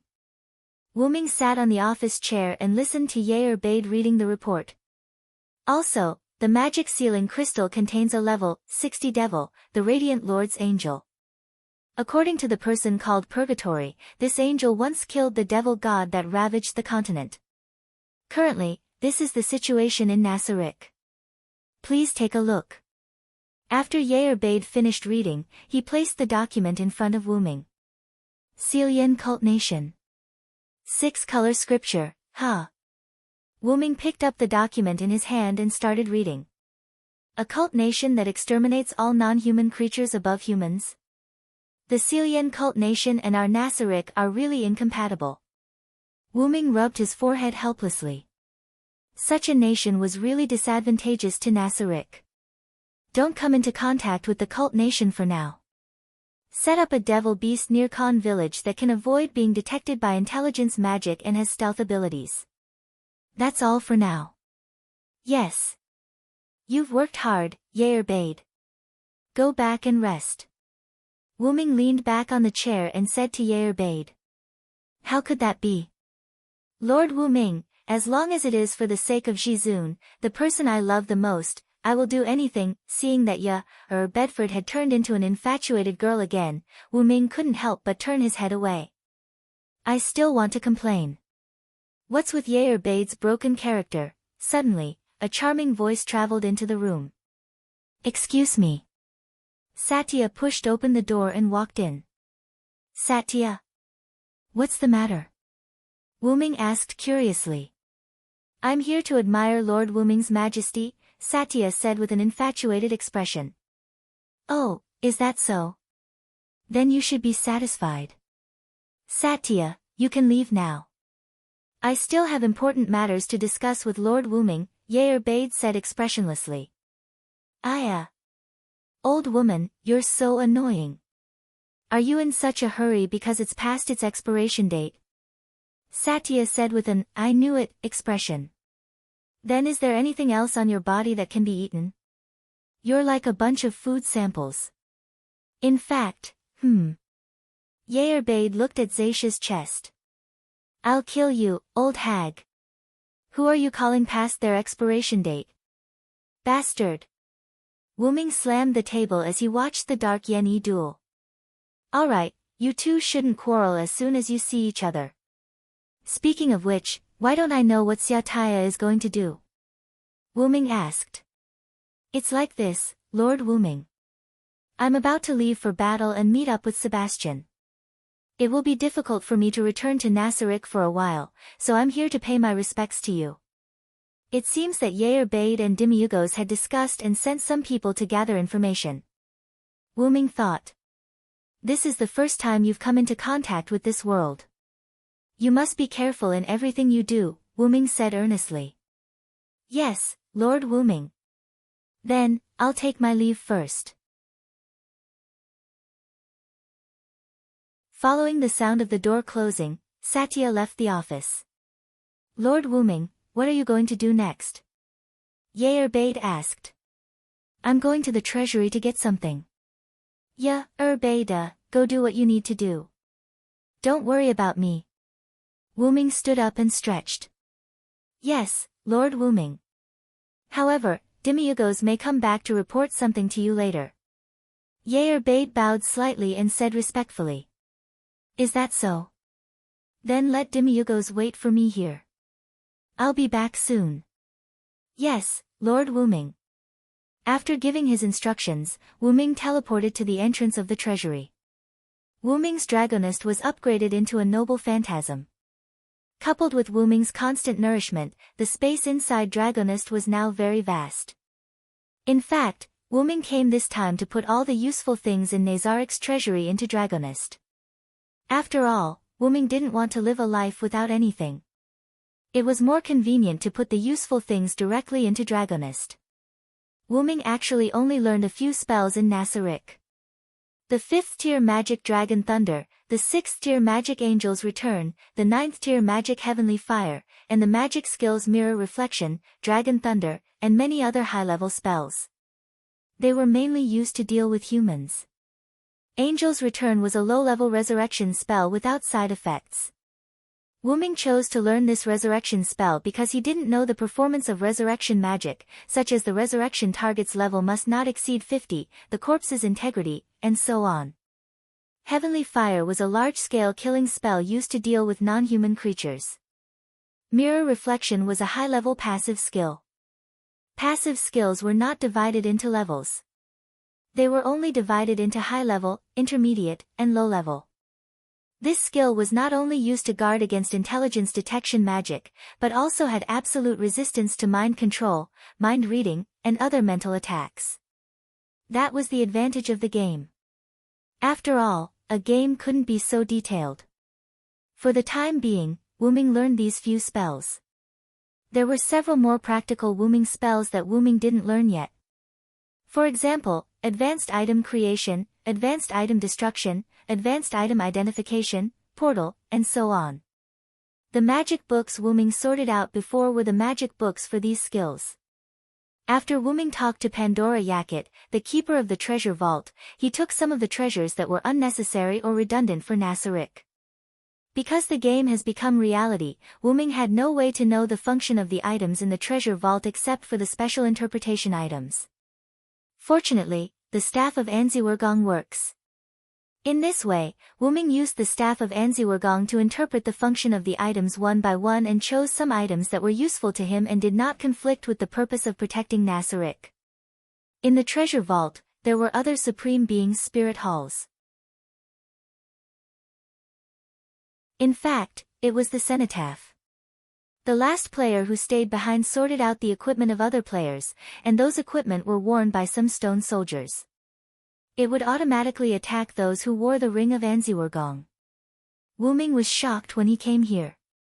Looking at these somewhat crooked sculptures, Wu Ming felt the players' love for other players, for Anziwergong, for Nasserik, and even for Yggdrasil. Don't worry, since I'm here, I will make it flourish, and I won't let your efforts over the years go to waste. After all, Wu Ming's strength was ready-made, and Nazarik's strength was built by those players. After leaving the treasure vault, Wu Ming returned to his office. Demiurgos was standing in front of his desk, thinking about something. After hearing someone came in, Demiurgos looked back and quickly bowed. Wu Ming, Sama, you're back. Ah, Demiurgos.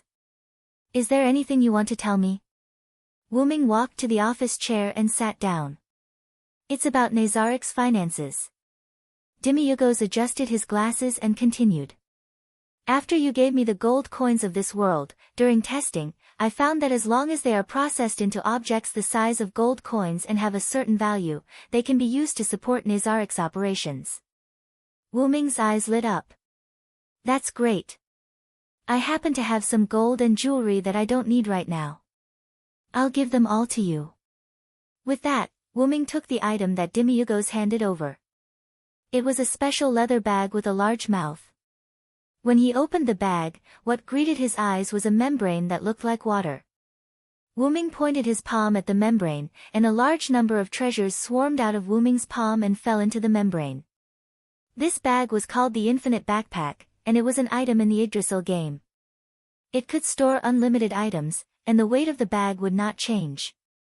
After a while, Wu Ming sealed the bag and handed it to Demiurgos. Looks like I have to find a lucrative job for Nasserik. Wu Ming began to plan in his mind.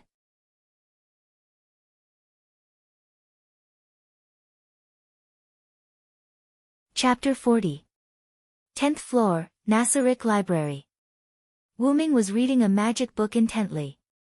Advanced Item Creation. As his voice fell, Wu Ming had a magnificent greatsword in his hand. Wu Ming waved it casually. As the greatsword danced, it produced friction with the surrounding air, making a sound as if it was tearing the space. The skills in the game are really abnormal. With high-grade item creation alone, you can create weapons with high durability and power. High-level item creation was a skill that could create simple weapons or items in Yggdrasil, but its effect in the game was a bit weak. After all, powerful weapons or items in the game couldn't be created with high-level item creation. For example, divine artifact and world-level items. It stood to reason that this skill shouldn't change even after the game was transformed into reality, but, advanced item creation. As he chanted the spell, a silver chain appeared in Wu Ming's hand. Then Wu Ming chanted another spell. Advanced item identification.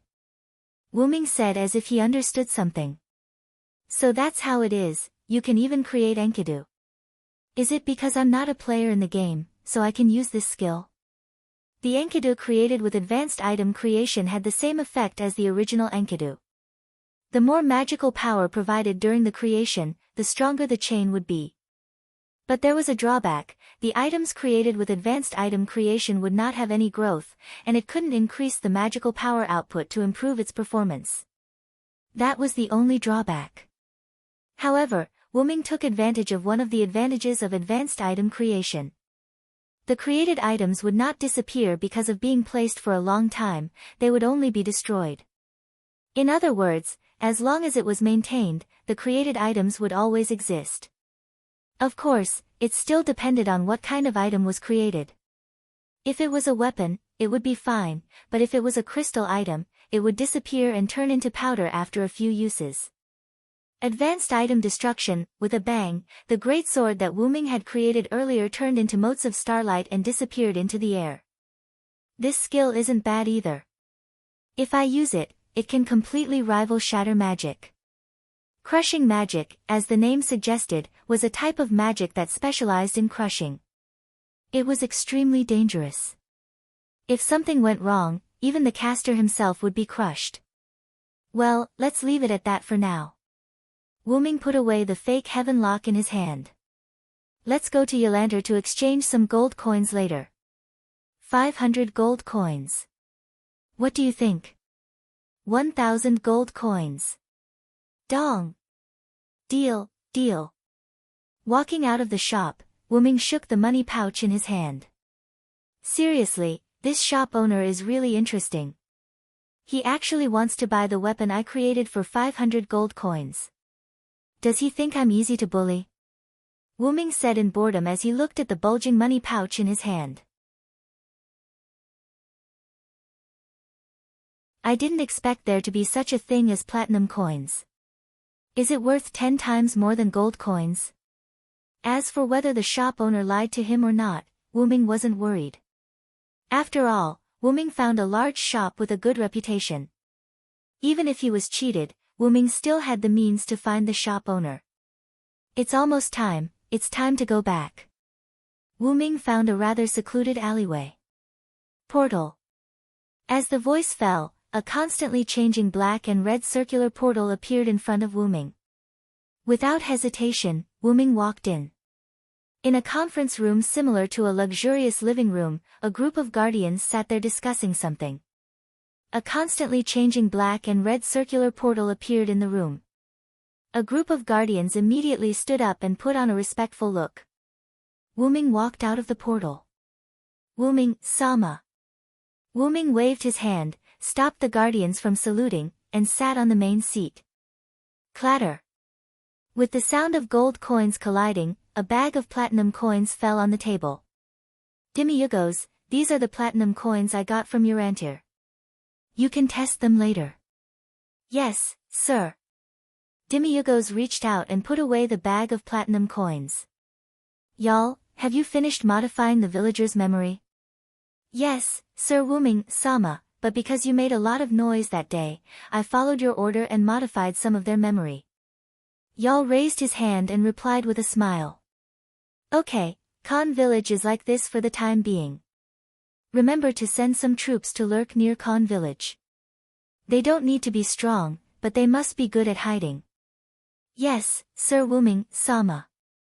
Ma Lei, has Nazarik's concealment been completed? This was the decision made by Yair and Demi-Yugos during their discussion. After Wuming agreed to hide Nasarik, this task was given to Ma Lei. Yes, yes, Sir Wuming. Nazarik's surroundings are hidden with soil and trees. The sky is also hidden with illusions. There should be no problem, Ma Lei said weakly. Yair bade, keep in contact with Zaisha and Sebastian. If anything happens, retreat immediately. Yes, Sir Wuming. Don't worry. Yair bade smiled sweetly. However, when Wuming saw this smile, he remembered Yair bade's infatuated nature. Ahem, I'm going to the royal capital. Yes, I'll immediately prepare the guards to accompany you, Yair bade's smile changed and said seriously. There's no need for the guards. I'm going alone. When Wuming said this, the guardians were unhappy. Please reconsider, Sir Wuming. Please bring some guards, Sir Wuming. The Supreme Honorable's safety is the most important. Sir Wuming, please reconsider. Hearing everyone's words, Wuming smiled bitterly. All right. I'll choose someone from Nasarik to bring along. Wuming looked around at the guardians and saw the worry in their eyes. You guys were originally NPCs. Is the Supreme Honorable's life force after becoming physical? You guys are really, like a group of children who can't grow up. To be honest, Wuming already had a sense of belonging to Nasarik. After all, Wuming had been on the move ever since he left the ordinary world where he had nothing to worry about.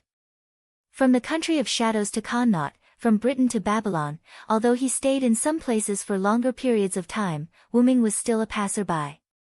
And it was unintentional that he came to this world. Really? I'm a little envious of the players of Ains Wugong. If only I could travel through time with Nasarik. That's right. Wuming seemed to have thought of something and suddenly stood up. What's wrong, Sir Wuming? Yair bade looked at Wuming with a worried face. The other guardians also looked worried. Sorry, I just thought of something. That's all for the meeting. I'll take my leave first. After saying that, Wyrm hurriedly opened the portal and stepped in, leaving a group of guardians staring at each other in bewilderment.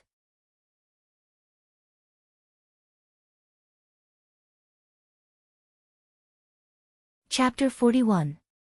After Wyrm left the meeting room, he immediately went to his bedroom.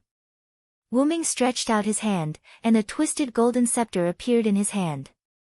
I hope my idea can be realized. With that, Wyrm crossed his legs and activated the floating function of the scepter of Anziwurgong, allowing it to float in front of him. Wyrm closed his eyes and began to permeate his mind power into the scepter of Anziwurgong. 7 days later, outside Wyrm's bedroom on the 9th floor of Nasarick, a group of guardians surrounded Wyrm's bedroom door. Annabelle, what happened to Master Wyrm? It's been 6 days since the planned departure time. You just said, Master Wyrm ordered us not to disturb him, don't worry. How can I not be worried? If something happens to Lord Wyrm. Woo yeah, Beda had a heartbroken expression on his face as he yelled heartbreakingly at a female servant who was standing guard outside the door. Annabelle said very calmly. Master Bade, I am also very worried about Master Wyrm, but Master Wyrm has clearly stated that no one can enter without permission. I am very sorry. Alright, Bade. Demiugos, who was standing at the side, pushed up his glasses. Since Master Wyrm said this, he must have his reasons. Let's leave it at that for today. Go back and continue the work that Master Wyrm gave you. That's right. Although we come to Master Wyrm's bedroom every day to wait for Master Wyrm to come out, we cannot slack off on the work that Master Wyrm gave us. Cositas said with an unusually hoarse voice as he breathed out cold air. Let's go, Bade. Master Wyrm will be fine. Bade pulled Bade aside. How can I? That fake breast is finally not in Nasarick. How can I miss such a good opportunity? That. I think it's not good to sneak away while Satya is not here, Ma Lei said weakly. Just as the commotion was going on, a large amount of magic power came from Wyrm's room. The magic power even destroyed Wyrm's bedroom door. The large amount of magic power in the room condensed into a magic power mist that kept leaking out of the door. Master Wyrm. In an instant, the guardians, including the maid Annabelle, panicked. I'm fine. Wyrm's voice came from within the magic power mist. This can't be wasted. With that, the mana mist that had been coming out of the room began to shrink back into the room.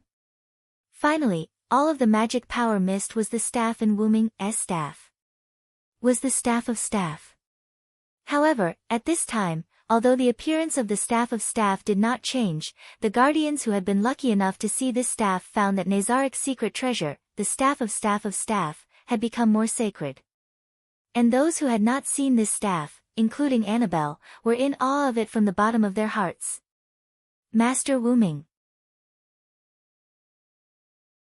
Everyone present saluted to Wyrm, knelt on one knee, and bowed their heads to greet him. Seeing this scene, Wyrm smiled bitterly. I clearly told them not to salute like this and just bow, but they refused on the grounds of not being disrespectful to Master Wyrm in public. Really, a group of troublemakers. Get up, everyone. Yes. After everyone got up, Wyrm continued. If you want to know what happened, I'll explain it in the conference hall later. Abed, get someone to clean up the room. Annabelle Gamma, go get ready and follow me to the royal city later. Yes. Master Wyrm. WH. Yes. Master Wyrm. A moment later, the guardians gathered in the room where the previous meeting was held. The guardians sat on the chairs and quietly looked at Wyrm, who was holding the staff of staff. Guardians, now, I want to announce something that is worthy of me, worthy of you, and worthy of the entire Nasarick to be excited. Wyrm said with a charming smile. After the guardians heard this, they all sat up straight. Before the announcement, I want to ask a question. Wyrm glanced at the guardians and said. Do you have any thoughts about the world we were in before, Yggdrasil? As soon as these words came out, the guardians' bodies tensed up. The guardians stood up together, knelt on one knee, and bowed their heads. Where Master Wuming is where we are, and we will always follow Master Wuming. Now, we have the ability to travel to other worlds, and this ability is the treasure of Nasaric that I have, the staff of staff of staff of staff of staff. All the guardians' eyes lit up. However, this was Wuming's lie. Unfortunately, we can't choose the worlds we can travel to. Then, Master Wuming, you mean that the first world we travel to might be Yggdrasil, and the last world we travel to might be Yggdrasil? Demiurgos pushed his glasses and said.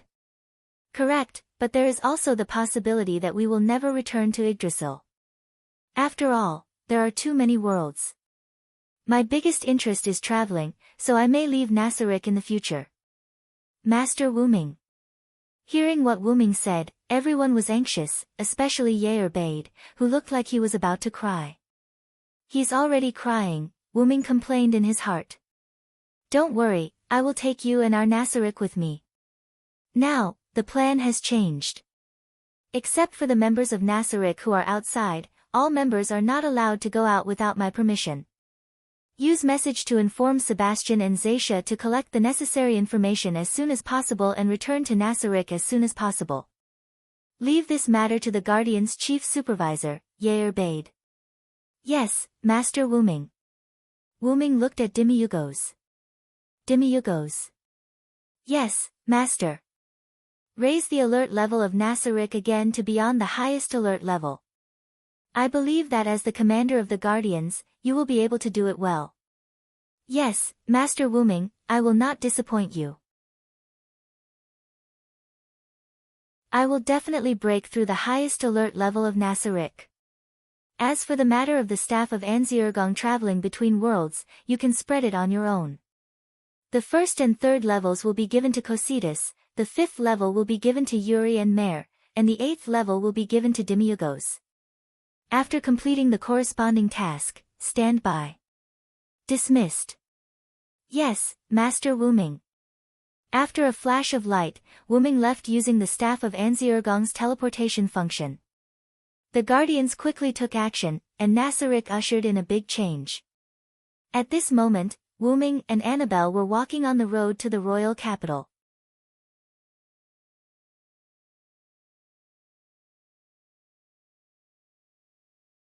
Chapter 42. In the carriage. Wuming was resting with his eyes closed. After Wuming came to this different world, he had been wearing the white holy cloth of the Uruk. Because he was going to the capital, Wuming changed into a set that met the standards of this different world. White underwear, a black coat, a pair of black trousers, and a pair of black boots. His neat short hair was constantly floating with the wind coming in from the window. There were no traces of erosion by time on his face. He still looked like a young man. Outside, Annabelle was driving the horse and driving the carriage at the moment. He wore a white shirt with black collar and sleeves, brown trousers, and brown boots that reached his calves. He wore a brown cloak that covered his body, and an ordinary sheathed longsword hung at his waist. Annabelle looked at Wuming, who was resting with his eyes closed in the carriage from time to time. Obviously, Annabelle already knew the new function of the staff of Anzirgong. Feeling the gaze outside, Wuming had to smile bitterly in his heart. I didn't expect them to be so surprised after knowing that Nasaric can travel between worlds. I was obviously lying. No, it's not a lie. After all, I can now take Nasaric with me to travel between worlds. Previously, Wuming thought that he entered this different world after fusing with a light ball. After a later judgment, the light ball was the big underground tomb of Nasaric. In other words, the big underground tomb of Nasaric should have become part of Wuming.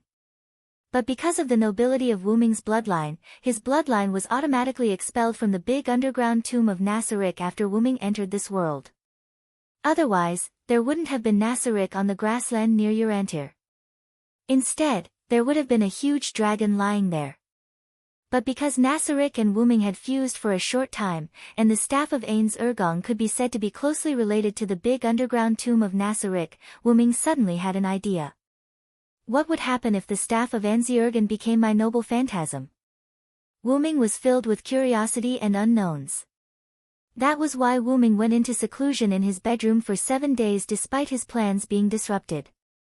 These 7 days were used to upgrade the staff of Anziergen into a noble artifact. As Wu Ming had fused with Nazarik's underground grave for a short period of time, the time it took for Wu Ming to transform the staff of Anziwergong into a relic was much shorter than the time it took for other relics to evolve. After the staff of Anziwergong was transformed into a relic, it had 2 abilities. Firstly, it was because the staff of Anzurgen had a large number of magic skills. After it was upgraded to a noble relic, it became a super weapon that could release tens of thousands or even hundreds of thousands of magic spells. Secondly, Anziergong Guild's stronghold was located in the underground graveyard of Nasarik. The staff of Anziergong was the guild weapon of Anziergong Guild.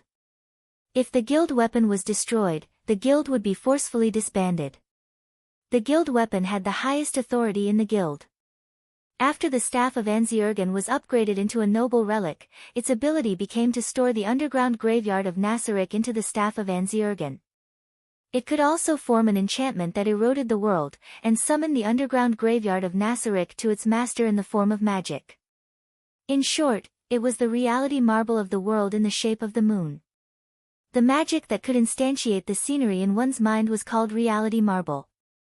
Once the reality marble was activated, it would change the surrounding space into a completely different scenery, shaping the caster's mind, and eroding the real world. That was why Wu Ming said that the staff of Anziergen could allow the underground graveyard of Nasarik to travel between worlds. However, what I care about is the second ability of the noble relic, the staff of Anziergen. The biggest advantage of the reality marble was that everything in the enchantment was immortal. The people or things in the Nazarik's underground graveyard were killed or destroyed, and they would only turn into magic residue, drifting away with the wind, and it had no effect on the people or things themselves. Even if they were destroyed, killed, or even destroyed the entire reality marble, as long as the caster had enough magic power, he could summon them again. In that case, Wu Ming could use the second ability of the staff of Anziergen without worrying about the guardian's safety. That's great. Wu Ming couldn't help but say what was on his mind. What's wrong, Wu Ming-sama? Annabelle, who was outside the carriage, couldn't help but ask. No, nothing. Wu Ming smiled helplessly. Then he remembered something and said. Didn't I tell you to call me Villo-sama? Villo there answered. The carriage stopped. Yes, Wu Ming-sama. Annabelle instantly ran to the carriage, knelt on one knee, and said with her head down. It's Villo. Mr. Villo. Wu Ming raised his voice and shouted. Yes, Mr. Villo-sama. Wu Ming was silent for a while. Forget it, just call me that, let's move on. Yes. Mr. Villo-sama. Wu Ming felt like the glass in his heart was broken. Wu Ming-sama, we're here. Hearing Annabelle's words, Wu Ming opened his eyes. He poked his head out and looked at the slightly plain gate of the royal city. We're finally here. In fact, Wu Ming was a little anxious about coming to the royal city before he upgraded the staff of Anziergen into a noble artifact. After all, Nasarik wanted to survive in this world, and it was inevitable that he would have to deal with the natives of this world. However, after finding a way to take Nasarik out of this world, Wu Ming was not so anxious about Nasarik taking root in this world. After all, there is no world that Nasarik likes to move to, so it's better to take root in this world for the time being. That was Wu Ming's thought. Let's go, Annabelle, find a hotel to stay first. Yes. Mr. Villo-sama. Wu Ming was speechless. Soon, Wu Ming and Annabelle stayed in a good hotel with the little money they had left. Because when they were in Khan village, Gujiefu once said, if Mr. Villo wants to come to the royal city, please come to me and let me do my best. After recalling the address mentioned by Gujiefu, Wu Ming took Annabelle to Gujiefu's residence. It was a very ordinary house without any special features. Except for Annabelle, who was slightly dissatisfied, Wu Ming felt that this house was good. Wu Ming stepped forward and knocked on the door. After waiting for a while, no one responded. It seems that Good Jefu is not at home. Forget it, let's go back to the hotel first, Annabelle. A mere bug can make the supreme wait like this. Mr. Villo-sama, please rest assured that I will personally tie it up and bring it to the hotel. With that said, she was about to raise her hand to cast magic on the house. Wuming was just about to stop Annabelle, and suddenly a voice that was quite familiar to Wuming came from a distance. Are you Mr. Villo-sama?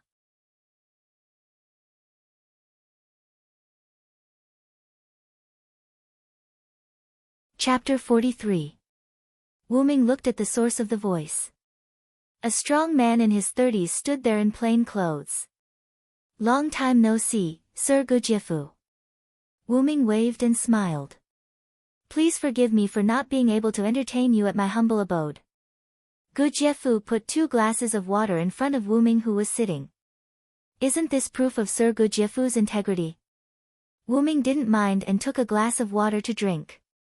Annabelle, don't stand there, sit down and drink a glass of water. This is an order. Yes.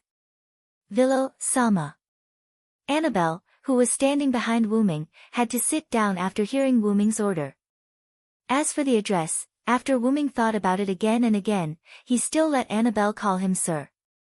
After all, Mr. Rosin was stranger than Rosin. Thank you again, Villo-sama. If it weren't for you, I would have died in Khan village. Looking at Gujiefu solemnly thanking him, Wuming waved his hand casually. You're welcome, Sir Gujiefu. I have to trouble you to come to the capital this time. Gujiefu was taken aback and then smiled bitterly. I thought Sir Villo came to me to introduce you to the king. It seems that I'm flattered. Then he looked serious. So, Sir Villo, what's the matter? Wuming stretched out his hand, and a 3-fist-sized rectangular gray-black metal appeared in his hand. This is steel. Gujiefu was more excited after seeing it. Yes, that was the pure steel block created by Wuming with advanced item creation. Not only the shape was good for forging weapons, but the density was also higher than the steel produced in this world. Such a large piece of finished steel, is Sir Villo here to sell this piece of steel to me? Wuming smiled. No, Sir Gujiefu, I'm here to do business with you. I have a lot of finished steel blocks of this size. Wuming put the steel block on the table. I wonder if Sir Gujiefu will be able to eat it. Gujiefu thought for a while. If there are really a lot of them, I can't make the decision. How about this, Your Excellency Villo, it just so happens that Her Royal Highness is looking for me. Let me bring you to see Her Royal Highness. Oh, could it be the Golden Princess who proposed many wise policies in the kingdom? Wuming's eyes flashed. Yes, it's Her Royal Highness the Golden Princess. What do you think? Of course, no problem. Although he said so, Wuming thought in his heart. Can a princess come up with so many outstanding examples? I feel like there's something wrong with her.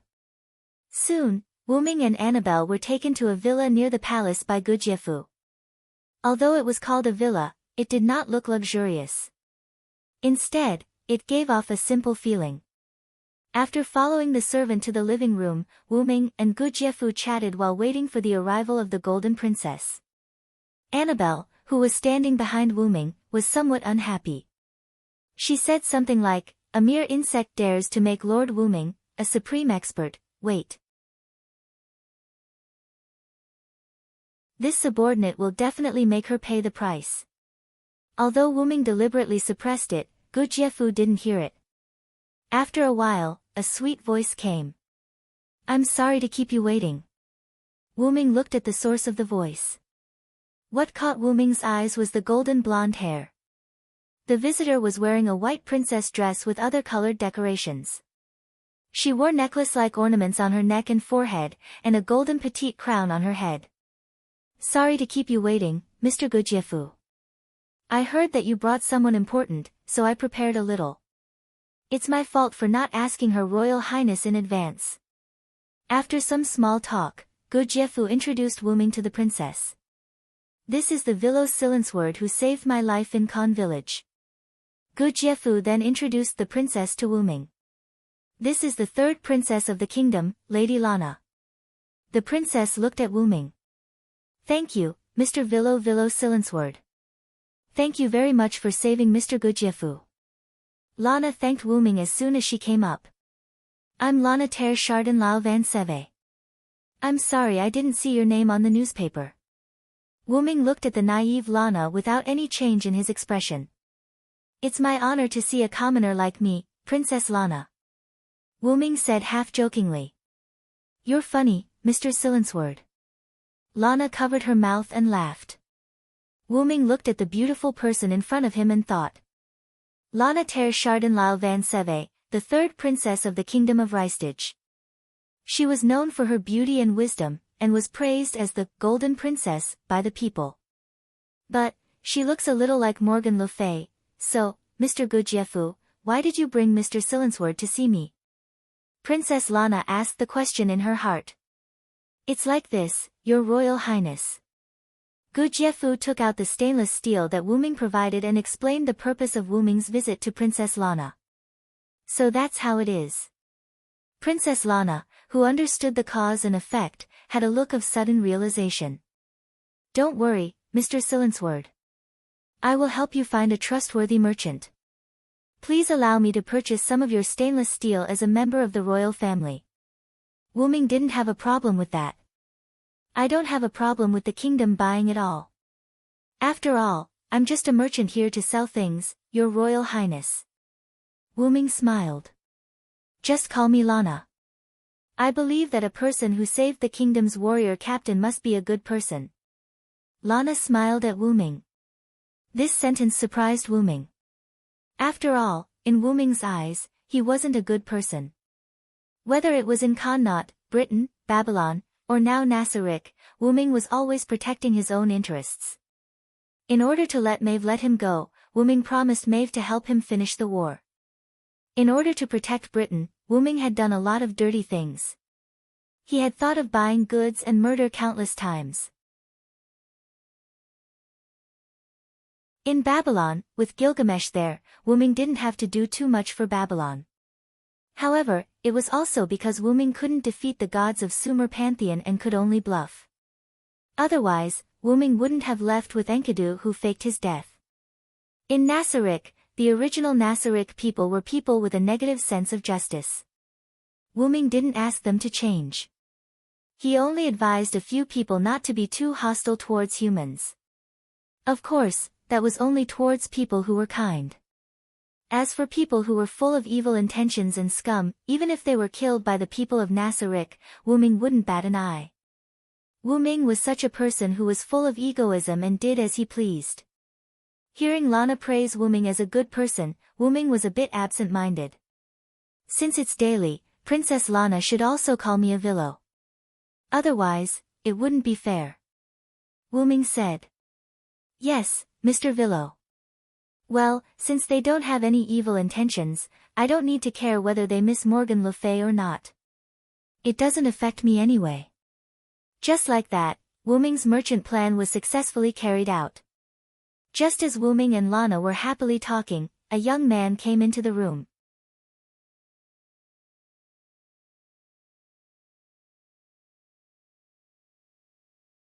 Chapter 44. I'm very sorry, Your Highness Lana, I'm late. A young man opened the door and walked in. The young man had short blonde hair, a youthful face, and a resolute face. He was wearing white armor. Although he looked young, he gave off a very reliable feeling. Lana smiled and shook her head. It's okay, Clem. I'm here to discuss something with Mr. Jejjeff. Not to mention, Mr. Jejjeff also brought Mr. Vilo Silensword, who saved Mr. Jejjeff's life in Khan village.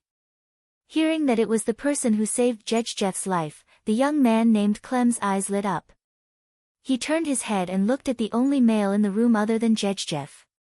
That direct gaze made Annabelle a little unhappy. Just as Annabelle was about to say something, Wuming reached out his hand to stop her. After all, if the situation was not right, Annabelle would speak very arrogantly. He had to stop her.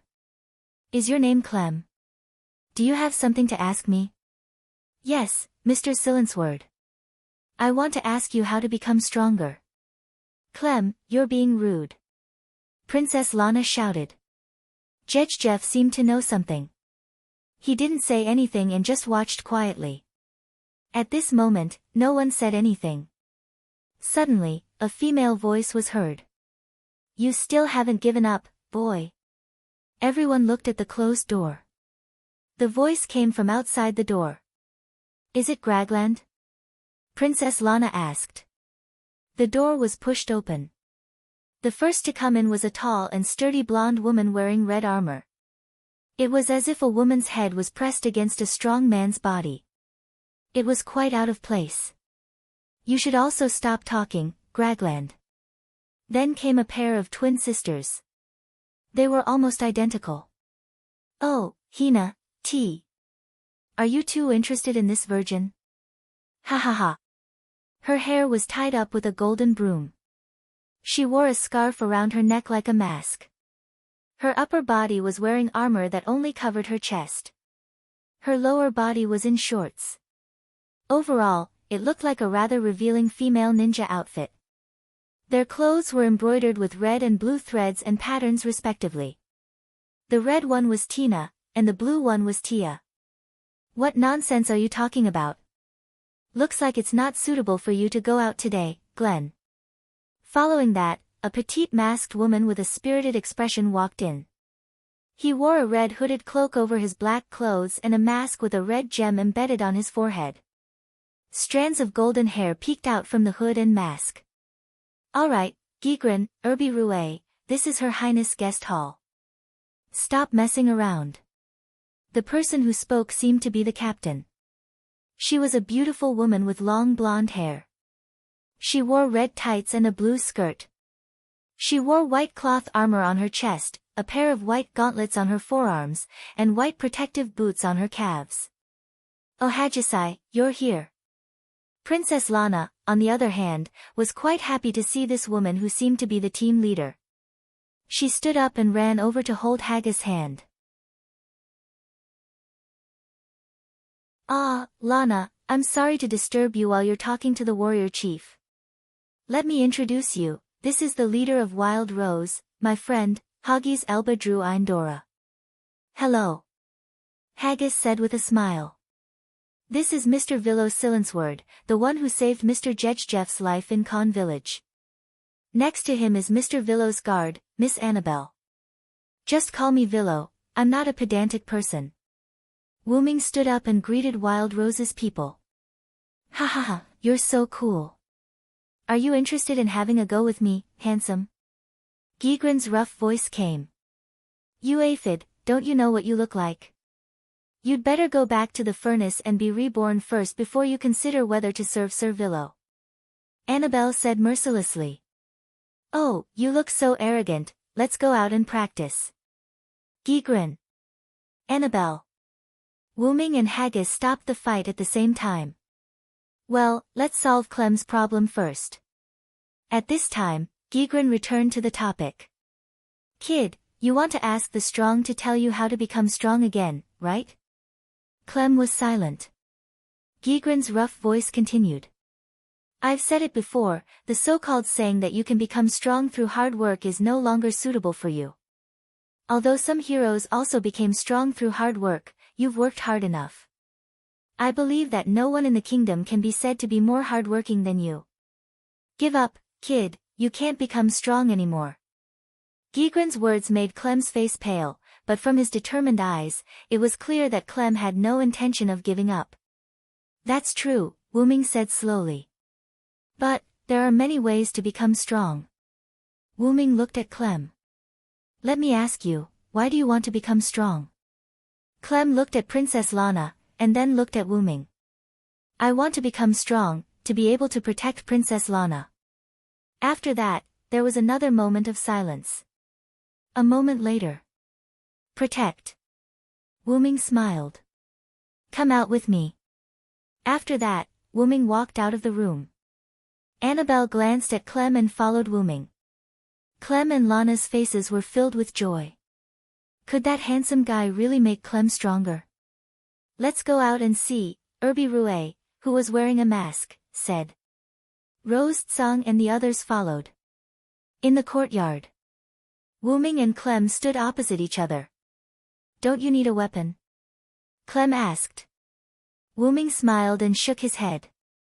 Come at me with all you've got, Clem. Otherwise, you won't have the chance later. Although his words were arrogant, Wuming was not wrong. Then I'll go, Mr. Sirenhold. After that, Clem rushed forward with his sword. Clem swung his sword down, but Wuming's body swayed and dodged the attack. Seeing how easily Wuming dodged his attack, Clem swung his sword harder and faster, while Wuming continued to dodge. Clem had already swung his sword a dozen times, but none of them hit Wuming, and Wuming did not even take half a step back. Clem, have you heard of a saying? Wuming kept dodging Clem's attacks and said. When a person is in danger, they will explode with unprecedented power. Yes, I know. Clem replied. After hearing this, Wuming squinted his eyes.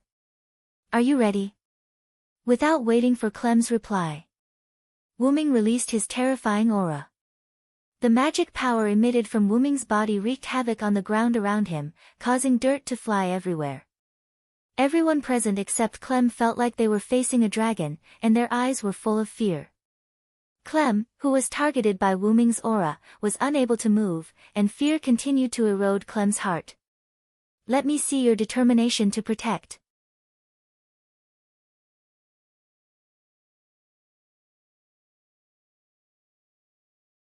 Chapter 45. No. If this goes on, I'll die. Clem thought in his heart. I'm going. Wuming said calmly as he raised his seemingly normal arm. He clenched his fist and punched towards Clem at a very slow speed. Although the speed seemed slow to Clem, Clem could feel it. If I get hit, I'll definitely die. Everyone looked at Wuming and Clem nervously. Although the situation was dangerous, they still believed that Wuming wouldn't kill Clem. Her Highness Lana, feeling his heartbeat, Clem thought about the face of the person he swore to serve for the rest of his life. Suddenly, Clem felt the chain in his body break. Pa-dash. The shackles that restricted his abilities were broken. Wuming's fist wind formed a tornado, sweeping up the dirt on the ground. In an instant, dust filled the air. Lana, Rose Tsang, and the others stared at the dust in the courtyard without blinking, wondering what the outcome would be.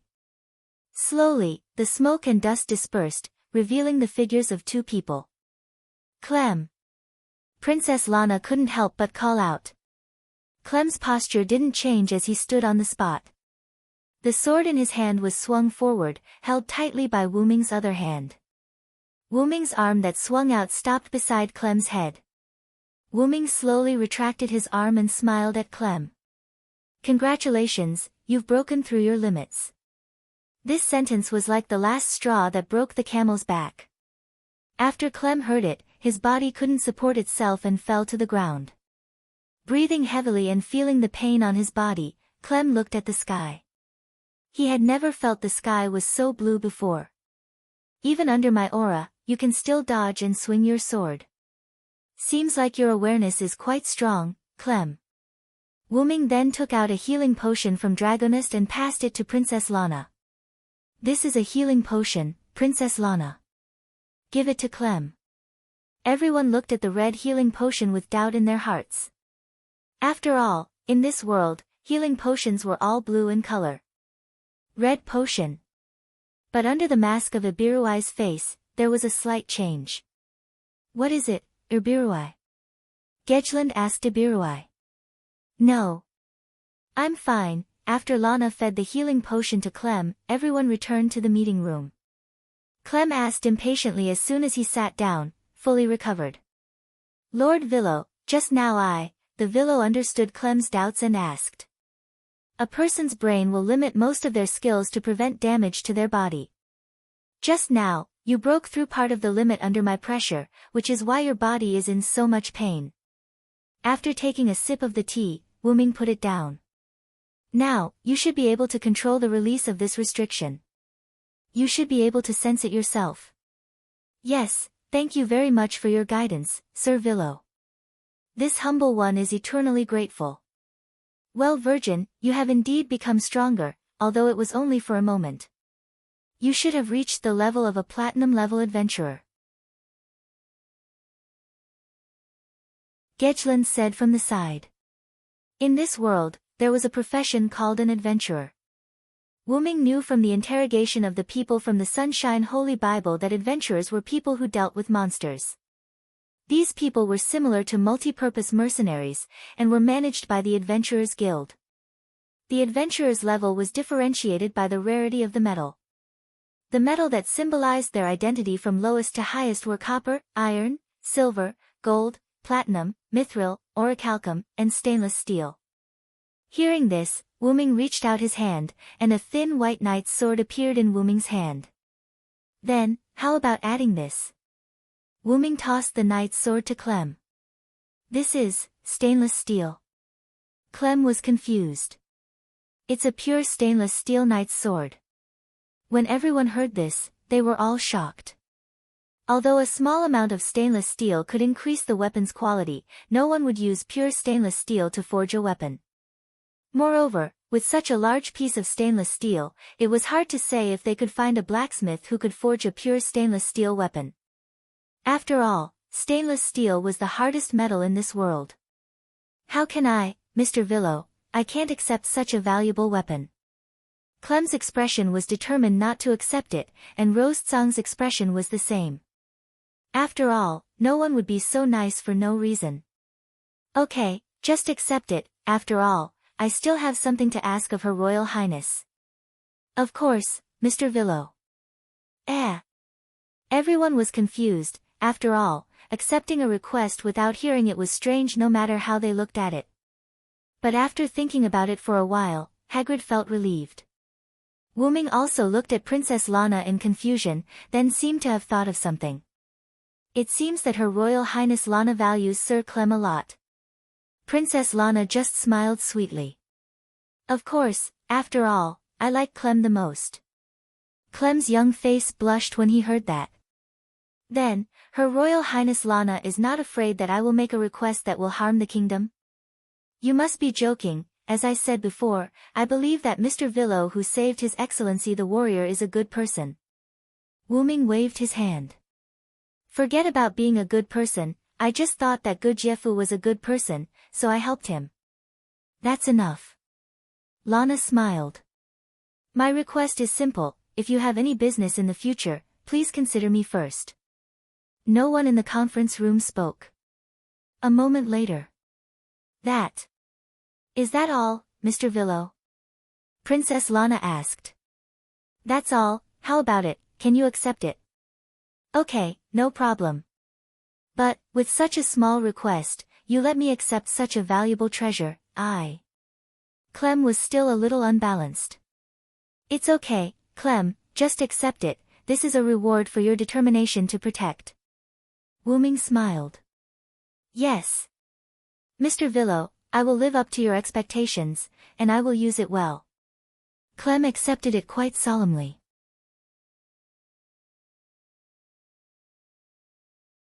Looking at Rosetsong and the others present, Wuming looked at Princess Lana.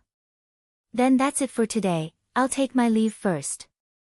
Wuming stood up. It's really a blessing to talk with you, Mr. Villo's thinking is really advanced. It couldn't be helped. Previously, Wuming was discussing business matters with Princess Lana.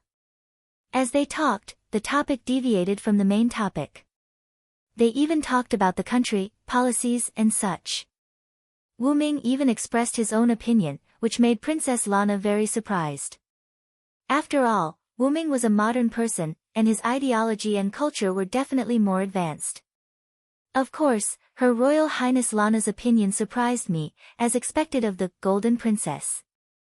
After a while, Wuming and Annabelle began to leave. When they walked to the gate of the courtyard, one of Rosetsong who came to see them off suddenly shouted. Mr. Wuming.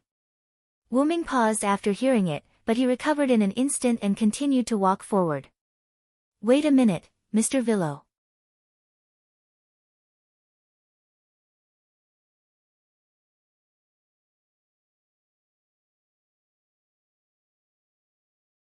Chapter 46. Wuming turned his head and looked at the person who spoke. What can I do for you, Miss Ibiruai? Ibiruai did not speak. Gejlan said quietly to Ibiruai. Hey, what's the matter, Ibiruai? Why did you suddenly stop him? Also, who is this Wuming that you called out earlier? After a pause, Ibiruai looked at her and said. Your Royal Highness, I would like to invite Sir Villo and Sir Gejef to join the plan. Hey, Ibiruai, Gejef is fine, but why do you want to invite the person you just met for the first time? Yes, Ibiruai, I don't agree with this idea. Wuming looked at her quietly and did not speak. It seems that Miss Vampire seems to know me. No, she knows, Wuming. It shouldn't be, I just came to this world not long ago, how could she know me? I don't have a problem with Sir Villo, but Sir Villo has just met us, and I have received Sir Villo's favor. I really shouldn't bother Sir Villo. Princess Lana looked embarrassed. I don't have a problem with that, but let's talk about it tomorrow. Don't you have something to discuss? I will visit again tomorrow. Goodbye. Wuming and Annabelle left. Song Rose's leader, Hagis, asked Ibiruai. Ibiruai, what's going on? Why do you care so much about that man? It's okay, let's discuss Hachiko with Her Royal Highness first. After saying that, she went into the room, leaving a few people who didn't know what to do. On the other side, Annabelle walked behind Wuming and asked. Do we need to get rid of that woman? No, I really want to know where she knew my name. Wuming touched his chin and thought. Strictly speaking, that bottle of red healing potion and the pressure I released to train Clem have the possibility of being exposed. But, even if I'm exposed as Wuming, how did she know this name? That, Wuming, just now carries a lot of weight. Well, let's go back to the hotel first, I want to contact Yair Bird. Yes, Sir Wuming. After discussing with Princess Lana, Song Rose's group left the princess's house. On the way back, Gejlan began to ask. What's going on, Ibiruai? You're making us very worried. Hagis, Hina, and Tia also looked at Ibiruai. My apologies, I was just thinking of a benefactor of mine. Lord Varen. You look too much like him. Ibiruai replied. Feeling Ibiruai's loneliness, Song Rose's group sighed silently in their hearts. In the hotel. Wuming took out the scroll called Message and was ready to contact Yair Bird. Message was a long-range communication spell, which could also be said to be a skill. There was such a spell in the library, but Wuming didn't learn it. Message. Wuming put his hand on his temple and began to contact Yair Bird. Wuming, Sama. Yair Bird, I have an accident here, immediately recall Sebastian and Zaisha, and prohibit the members of Nasaric from going out. I'm very sorry, Wuming, Sama, Zaisha betrayed us. What? Nazaric's underground tomb. A black and red circular hole appeared at the main entrance of Nazaric's surface. Wuming walked out of it. Annabelle was left in the Royal City Hotel by Wuming. Annabelle helped Wuming to refuse everything. The reason was that Wuming had some personal matters to deal with. Wuming stretched out his hand, and a ring appeared in his hand. After putting it on, Wuming launched instant transmission and disappeared. Between the thrones. Yair Bird was standing next to the throne, waiting quietly. Wuming instantly appeared between the thrones. Seeing Wuming, Yair Bird knelt on one knee. Wuming, Sama. Get up quickly, Yair Bird, what's going on with Zaisha's betrayal? Yair Bird stood up, waved his hands in white silk gloves a few times in the air, and a crystal screen appeared in the air. Although Nasaric has been materialized, some mechanisms can still be digitized. For example, Yair Bird pulled up the list of Nazaric's guardians. Seeing Zaisha Bradford's name in bright red, Wuming asked. Is this the reason for Zacia's betrayal? That's not the reason. When you left Nasarick, I told Zacia and Sebastian to complete the information gathering as soon as possible. Zacia has already returned ahead of time. However, when passing by Kun village, Zacia seemed to have encountered an enemy. After that, I couldn't contact her. That's why I checked the list of guardians and learned of Zacia's betrayal. Wuming sat on the throne, looked at Zacia's bright red name, which was different from the other guardians' white names, and fell into deep thought. If I'm not mistaken, the enemy should be from the Celian theocracy. I deduced the same thing when I discussed with Demiurgos, but because of Lord Wuming's orders, I didn't send troops to Khan village to check. Send the highest level assassin to the vicinity of Khan village to check the situation. Understood. Yair Bedard left. A moment later, Yair Bedard returned to the throne. Lord Wuming, Zacia is fully armed and stopped on the plains near Khan village. We sent our subordinates to question her, but Zacia didn't answer as if she was unconscious. Our initial judgment is that Zacia is under mind control.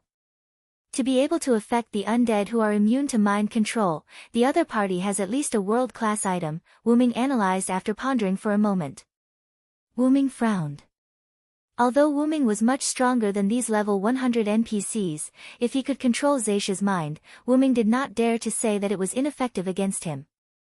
The 8-limb blade assassin bugs didn't find an ambush in the vicinity, but we can't be sure that the other party isn't monitoring Zacia. Yair Bedard, what's the solution to being under mind control with a world-class item? Yair Bedard thought for a moment before replying. I'm afraid the only solution is to kill Zacia and revive her. However, I can't guarantee that she will recover after being revived. Wuming fell into deep thought.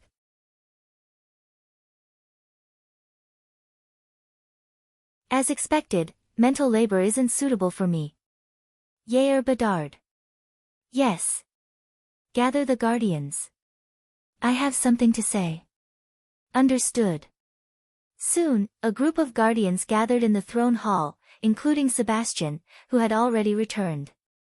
Dear guardians, I'm sure all of you know that Zacia is under mind control. Wuming said calmly. I want to ask, do you have a way to remove the mind control on Zacia without killing her?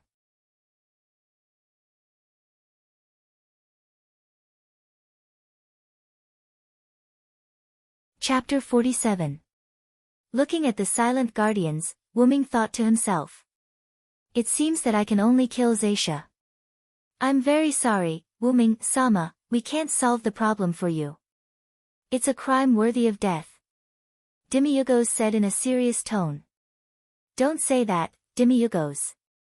I'm too harsh. After all, that's the effect of a world-class item, and it's not so easy to remove. Wuming shook his head. First, I want to give you the world-class item. Wuming's words were shocking, and the guardians immediately knelt down and bowed their heads. Demiurgos, you know the reason, right? Demiurgos still knelt on one knee and bowed his head. Yes, Wuming-sama. Wuming-sama gave us the world-class item to prevent us from being affected by the enemy's world-class item. Wuming nodded. Demiurgos is still smart. With that, Wuming waved his hand. A sword, a cup, a large scroll, and a pair of gloves appeared in the air and fell to the hands of Cositas, Yuri, Mare, and Demiurgos. Because Yair Bade already has the world-class item Infernal Abyss, I won't give you the world-class item this time. Yes, Wuming-sama. Yair Bade said with a regretful look. The names of these 4 items are Blade of Billions, Cup of Zacia, Mountain River Map, and Avarice and Desireless. I will tell you how to use them and their effects after the meeting. Thank you, Wuming-sama, for giving us these treasures. We will not hesitate to go through fire and water for you. Several people said at the same time. One more thing, I'm going to fight Zacia alone. How can that be, Wuming-sama? Please think twice, Wuming-sama. Wuming-sama. Silence. Wuming shouted. We can't be sure if the other party will suddenly use a teleportation spell to teleport over. Moreover, We can't guarantee our chances of victory if you guys go.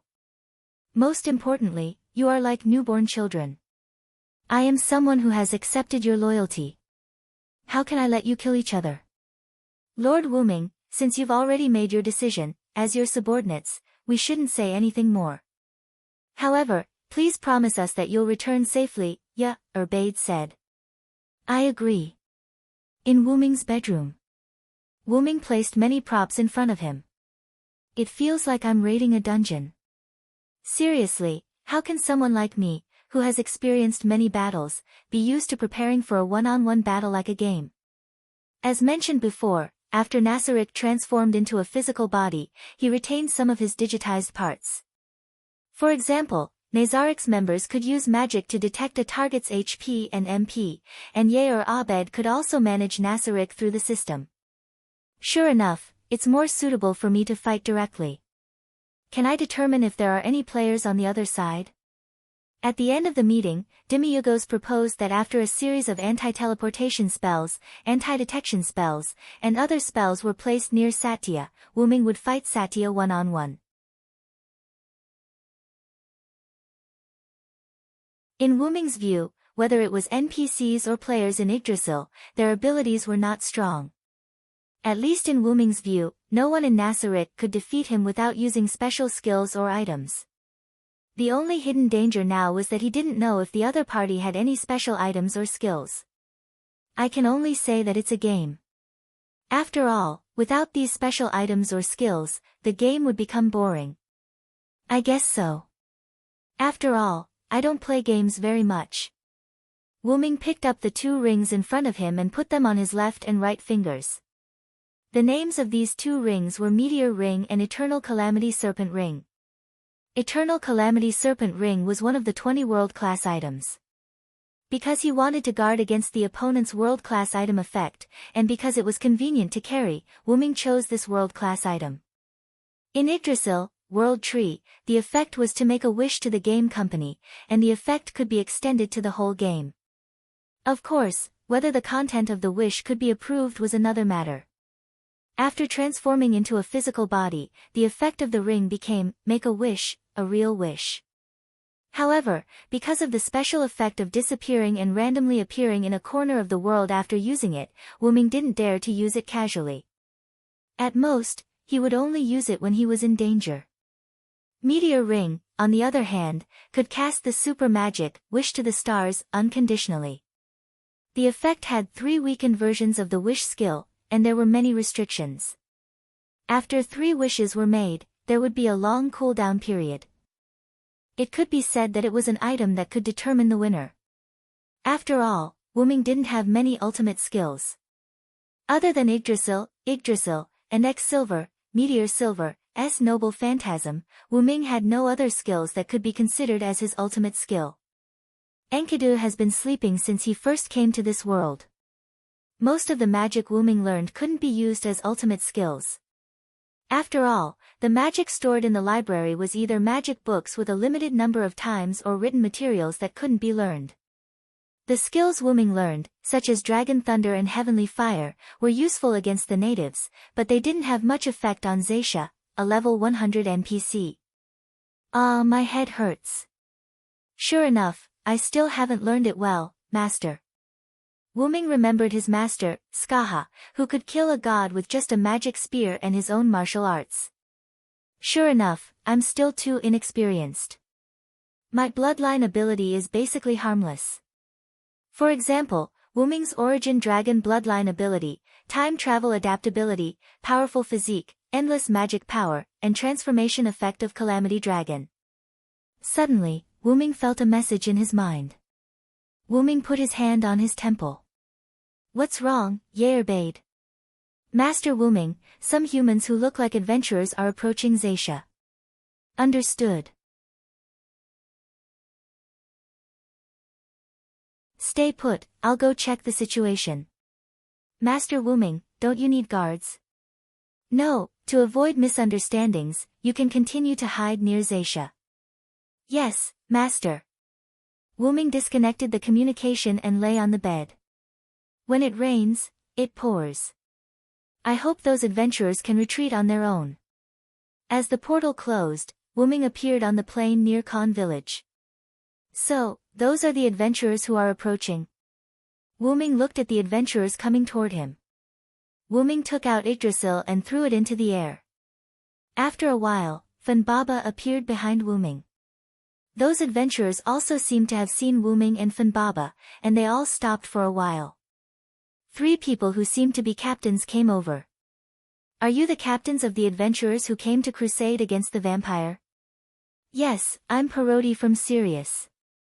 These 2 are Moknak from Rainbow and Igvaki from Kraugla. May I ask who you are? A young man with a determined look said. I'm the vampire's summoner. Because of an accident, I lost control. Please go back.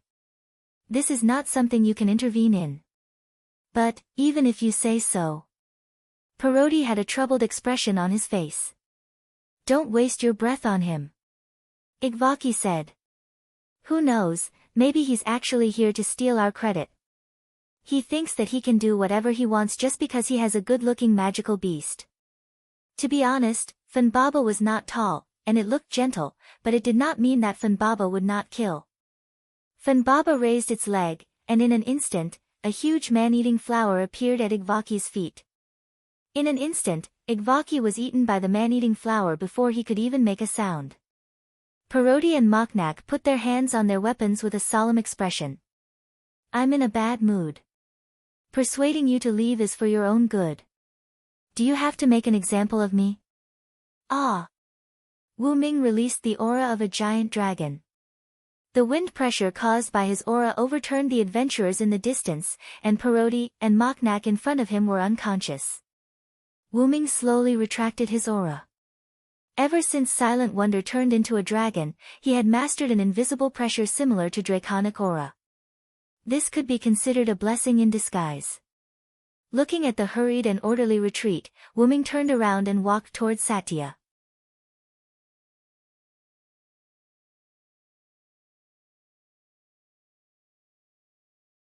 Chapter 48. Looking at Satya, who was wearing red armor and holding a strange spear, Wyrm couldn't help but think of Satya's information. Fortunately, I checked Satya's information, equipment, and skills before. I have to deal with Satya quickly. Satya's armor was legendary level armor, and her weapon was a divine artifact level special weapon, Dropper Spear. Dropper Spear could heal itself by inflicting damage to the opponent in a certain proportion, which could be said to be a miracle in a protracted battle. According to the information, Satya also had a resurrection item. In that case, I have to kill Satya twice. Sigh, I really don't want to experience killing my subordinates again. When Wyrm was a knight, he once had a subordinate who was infected by a monster. At his subordinate's request, Wyrm had to kill him. Wyrm, Sama, hearing that voice, Wyrm looked at his arm. Enkidu, are you awake? Well, because Wyrm, Sama is upset, I woke up to see if there is any way to help you. Ah, I appreciate your kindness, but I don't think you can do anything about it. Wyrm couldn't find any other way to remove Satya's mind control other than killing her. Wyrm, Sama, maybe I can give it a try. Oh, really, little Enkidu. Wyrm was so excited that he called out Wyrm's pet name for Enkidu. Yes, Wyrm, Sama, I was originally a chain connecting heaven and earth. Of course, I have a way to break the chain. If possible, Wyrm, Sama can connect me to Satya, and I should be able to remove the negative effect. But little Enkidu, why didn't I know you have this ability? Wyrm asked strangely. After all, Wyrm was also a Uruk native, and he knew about the heaven lock. It's strange. After I came to this world with Wyrm, Sama, I began to change, which is why I fell into a deep sleep. I'm sorry, little Enkidu, there is no way to lift the curse on your body. When Enkidu was cursed by the gods, Wyrm only took away Enkidu's soul, and his body was indeed dead. Therefore, Enkidu couldn't show his body, and could only accompany Wyrm in the form of heaven lock. It's alright, Lord Wyrm. Enki is very happy to be able to be tied to Lord Wyrm like this. Wyrm touched Enkidu hidden on his arm and didn't say anything. Little Enkidu, my first battle in this world. Let's go. Yes. Wyrm, Sama. High-level item creation. A white light flashed, and a white armor appeared on Wyrm's body. That was the silver dragon armor that Wyrm used in Britain. Funbaba. Woo! Funbaba changed, and a silver-white spear flew in the air. As if it was calculated, Wyrm stretched out his hand and firmly grabbed the spear. Yggdrasil. The silver-white spear slowly melted like liquid, attached to Wyrm's left hand, forming a silver-white left-hand armor. Then Wyrm stretched out his hand, and a white hole appeared on the right side of his body, and the hilt of a sword slowly came out of it.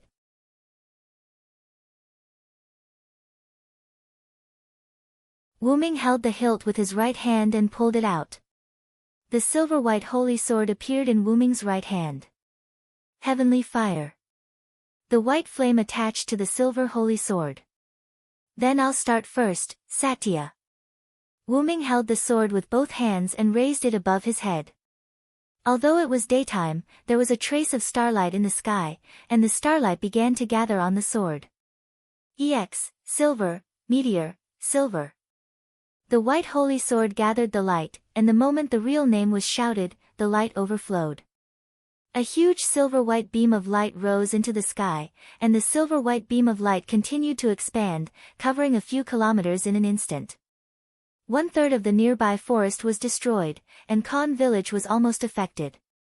Gradually, the light disappeared, revealing the ground that was more than 10 meters deep as if it was baptized by a nuclear bomb. The guardians in the conference hall who watched with a long-end perspective mirror were surprised.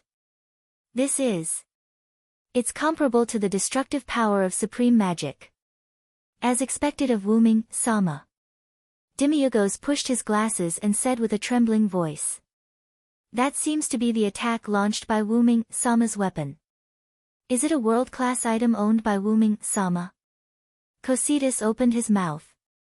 Cositas, who had dozens of weapons, could clearly see that this wasn't Wyrm's skill, but a weapon. Such a powerful blow, as expected of my lover, Wyrm, Sama, Bay did not show her infatuation side, but with a rather calm expression. Satya, Sama shouldn't be able to withstand Wyrm, Sama's attack. It should be Wyrm, Sama's victory. Although Sebastian was a level 100 NPC, he still called the guardian Sama. Yuz and Mare, who were on the edge of a nearby cliff, were covered in dust. Phew, that was close, we were almost finished. Woo! Wyrm, Sama is really powerful, isn't he, sister? That's right. If Yuz and Mare had not activated their special skills in time, they might have ended up like Satya. Wyrm looked at Silver, Meteor Silver, and scratched his head awkwardly. I accidentally used too much magic power, ha ha. What should I say, Lord Wyrm? Enkidu, who was on Wyrm's left arm, sighed. I can't help it. Ever since I turned back into a dragon, I haven't used my noble artifact. Who knew that its power would increase so much? This was also the bloodline advantage of the root dragon, the qualitative increase in magic power. The same magic power, but the current one was much purer than before. She should be fine. Satya, just as Wyrm was discussing Satya, a burst of laughter was heard. Ha, isn't this Lord Wyrm? As expected of the supreme Wyrm, Lord Wyrm, who killed me instantly.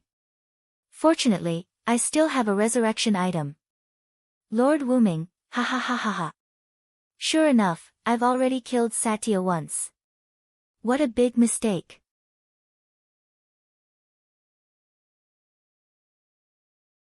Since I turned into a dragon, the quality of my magic power has greatly improved.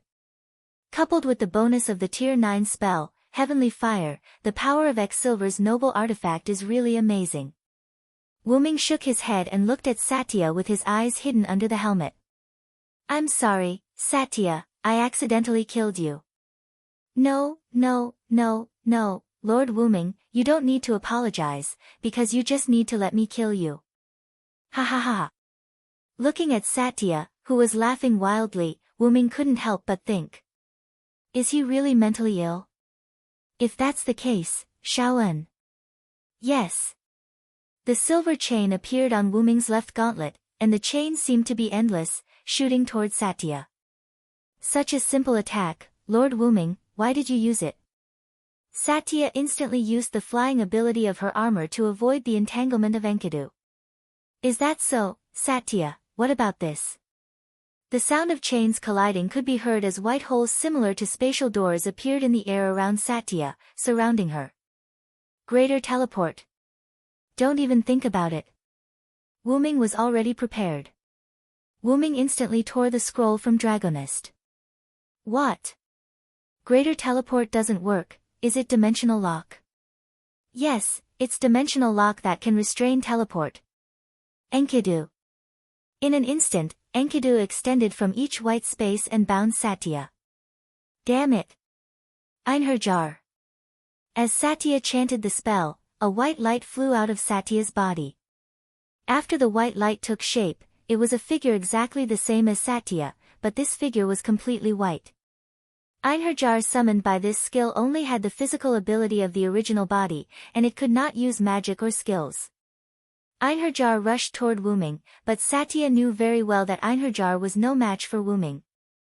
Struggling to break free from Enkidu, Satya activated magic essence and began to check Wuming's magical power.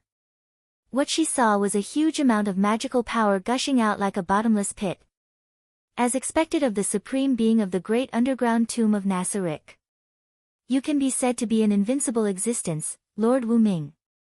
On the other side, Wuming activated another noble phantasm. Noble phantasm liberation, Yggdrasil. A large number of branches quickly grew from Wuming's left hand, entangling Satya's Einherjar. Absorb, Yggdrasil. The Einherjar gradually faded until it completely disappeared.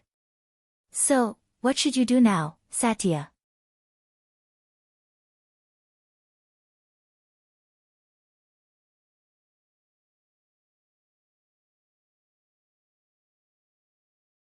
Chapter 49. Ah, Wuming-sama, what kind of artifact is this chain of yours? I even used impure impact shield, but I still couldn't break your shackles. Although she said that, Zaisha's expression was very anxious. Enkidu, let's start. Try to get in touch with Satya's mind control. Yes, Master Wuming. The silver-white chain wrapped around Satya began to glow, and Satya struggled and screamed in pain. Ah! Listening to Satya's screams, Wuming couldn't help but clench his fists. Although Wuming hadn't been in charge of Nasarik for long, not even a month, Wuming was very fond of his subordinates, who were like newborn babies. Since he gained benefits, he had to bear the responsibility. That was what Wuming thought when he became the ruler of Nasarik. Now, Wuming has regarded the people of Nasarik as his family, friends, and children. Wuming called it a trip, and to put it bluntly, he was homeless. Although it was a short time, compared to living in the strange outside world, Nasarik, which was full of monsters, gave Wuming a sense of belonging. After all, Wuming was not human. After a while, Satya fainted, and the chain stopped glowing. How is it, little Enkidu? Should be, okay. Wuming heard Enkidu's voice and felt something was wrong, so he quickly asked. What's wrong, little Enkidu? Are you okay? I'm fine. Master Wuming. I'm still not used to the changes in Enkidu, plus I forced myself to wake up before. I might fall asleep again. Sorry. Master Wuming, it's okay, little Enkidu, you don't have to apologize. I'm really lucky to have you by my side. Enkidu didn't say anything else. Sensing the weakening of Enkidu's mana, Wuming knew that Enkidu had fallen asleep again. Wuming jumped up and hugged the unconscious Satya. He stroked Satya's face and said, Go to sleep, everything will be fine. As if she had heard him, Xia Tai's slightly nervous face gradually relaxed. Nasarik Conference Room. As expected, Sir Wuming's victory is beyond doubt. Cositas exhaled a breath of cold air as he spoke. It seems that I don't need to prepare materials for Satya's revival. As expected of Lord Wuming. Dimagos adjusted his glasses. Regardless of whether Wuming had come into contact with Satya's mind control, he had already captured Satya alive, so there was no need to prepare for her resurrection. Then, let's welcome the master that we will serve forever, guardians, said Wyrm. Pardon my rudeness, but I won't be going. I have to prepare food for the returning Lord Wuming. I remember that Lord Wuming strongly requested not to eat potatoes last time. I have to inform the chef. With that, Sebastian bowed and left. Wuming landed on the ground with the unconscious Satya in his arms. He looked at Yal and Ma Lei who were walking toward him. I'm sorry, Yal, Ma Lei. I didn't hurt you just now, did I? It's okay, it's okay.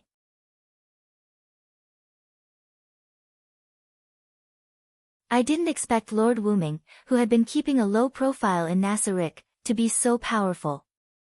Anne. Powerful. Anne.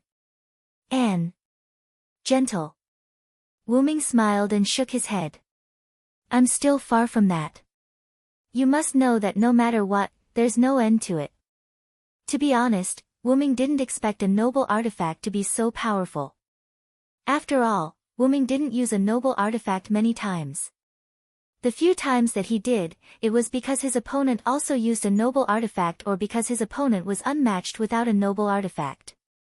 Thinking about it carefully, it wasn't strange. Noble artifacts were known as the trump cards of heroic spirits. Putting aside the strength of heroic spirits, just the word trump card showed the importance of a noble artifact. By the way, Yal. Wuming looked at Yal and asked, the anti-detection magic is working, right?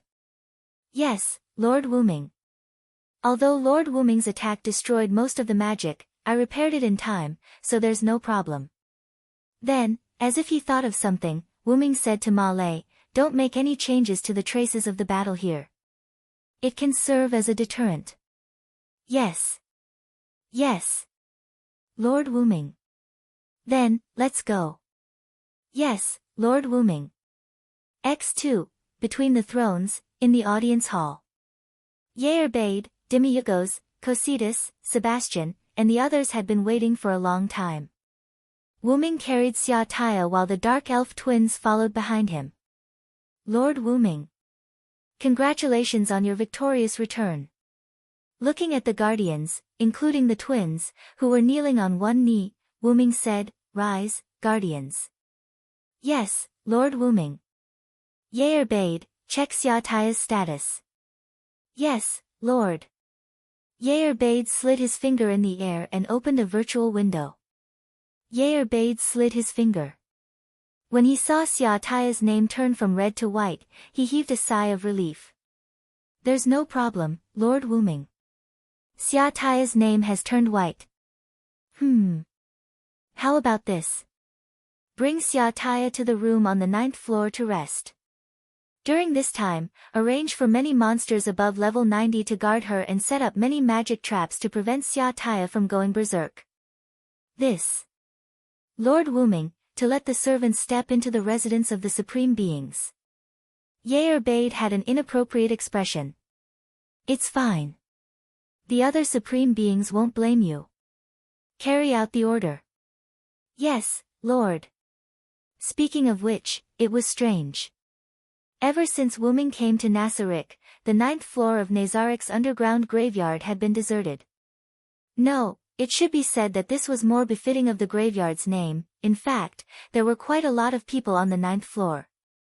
There were 41 level 1 android maids, as well as a group of service staff in bars, restaurants, and hot springs. However, these people only moved around in their own areas and never came out. Thus, only the guardians were left to move around freely. In fact, it was also because each floor of Nasarick was too big. Perhaps it was because Wuming and Nasarick had temporarily fused. Nasarick was not as big as the information indicated. Instead, it was much bigger than the information indicated. Other than the surface of Nasarick, which did not change much, the 1st to 10th floors of Nasarick had expanded a lot. According to Wuming's speculation, the largest floor was even comparable to the size of a city. I'm a little tired. Let's go back and rest. Sebastian, is the food ready? Of course, Lord Wuming. It's all ready. I also specially told the chef to reject all potato products. Speaking of potatoes, Wuming recalled the fear of being dominated by Gawain in Britain. Well done, Sebastian. For the supreme beings, I won't hesitate. Following the conversation, Wuming and Sebastian stepped into the restaurant.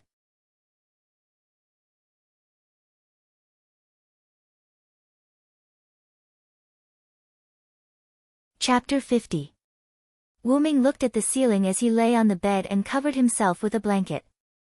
Seriously, it's tough being the ruler of Nasaric. Is that why I can't be a king? Because of Satya's incident, Wuming fell into deep thought. Well, I finally know the difficulties of Maeve, Lia, and Gil. Wuming raised his right hand and looked at the ring of Ains Wurgong on his finger. Ains Wurgong.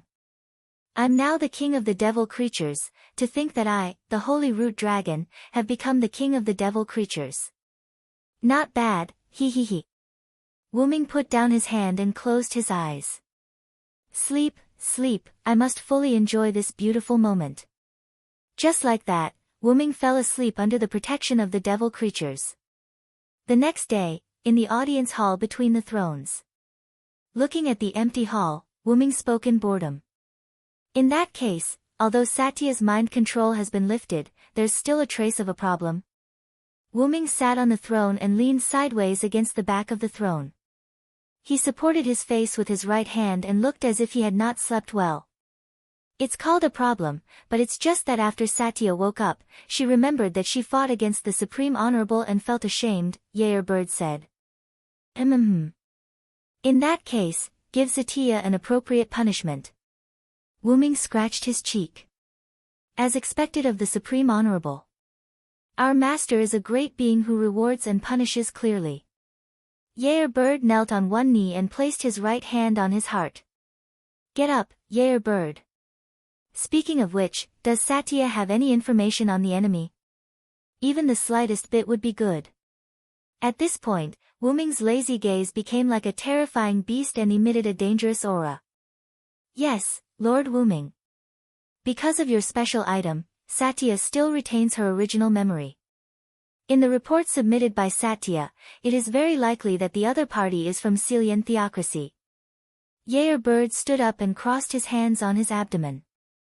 The other party appeared near Khan village where Lord Wuming dealt with Sunshine Grimoire, and according to Satya, the other party is a faith magic chanter. In addition, the other party has a world-class item that we don't know about that can even affect the undead who are immune to mind control. The other party is probably a special unit of Celian theocracy, the Dark Grimoire. The Dark Grimoire. It seems to be mentioned in the information extracted from the Sunshine Grimoire's Captain Negan. Wuming looked at Bird. 600 years ago, the six gods suddenly appeared, led human beings to establish a country, protected human beings, and left behind treasures. Wuming stood up and stretched his body. Maybe the so-called six great gods are actually Yggdrasil's players, and the so-called treasure is actually Yggdrasil's item. If that's the case, then it's not unacceptable that the other party has a world-class item that can even control a level 100 NPC's mind. Wuming stood in front of the throne with his hands on his chest and closed his eyes as if he was thinking about something. Well, let Sebastian go and meet with Annabelle. Sebastian will announce to the public that he is my butler. Well, let Sebastian and Annabelle work together to help Golden Princess and Rose Tsangwei. If necessary, they can show their strength without revealing Nazaric's information. Yes, Lord Wuming. So that's how it is. Lord Wuming wants to control that country. It seems that I have to discuss it with Demiurgos. Bade thought. Also, let Demiurgos and Yair go to the southwest of the kingdom. There is a country called Holy Kingdom there. Try to get involved with that country and let Demiurgos act according to the circumstances. Try not to be too ostentatious. As for the humans you meet, don't hurt those with integrity. Deal with the scum on your own. Yes, Lord Wuming, do you have any other orders? Bade asked. Well, Sebastian is in charge of everything in the kingdom, including killing people. You must follow Sebastian's judgment. Demiurgos is in charge of everything in the Holy Kingdom. Try not to kill people. Yes, Lord Wuming, I will pass the message. After Bade left, Wuming also began to move. Seal Yen Theocracy, I'll meet you. Wuming once again showed that kind of excited smile. This time, Wuming was going to go to the theocracy alone. Because he was afraid that Bade would object, Wuming didn't even say anything. As for the reason for going to the theocracy, first, he must ask for an explanation about Zetia's matter. Second, Wuming was now very interested in the Seal Yen theocracy. To be on the safe side, Wuming also deliberately pulled up the information in his mind to see if there were any world-class items with special abilities. On the Kaz plain, a huge green monster was running constantly. Wuming rode on the back of Funbaba. Sigh, I'm sorry to always let you be my means of transportation, Funbaba. Woo, yes, I know, I will let you move more in the future. After crossing the Kaz plain, Wuming entered the theocracy's border. After a series of inspections, Wuming successfully entered the Seal Yen theocracy. After inquiring about the location of the Seal Yen theocracy's capital from the old man, he rushed there.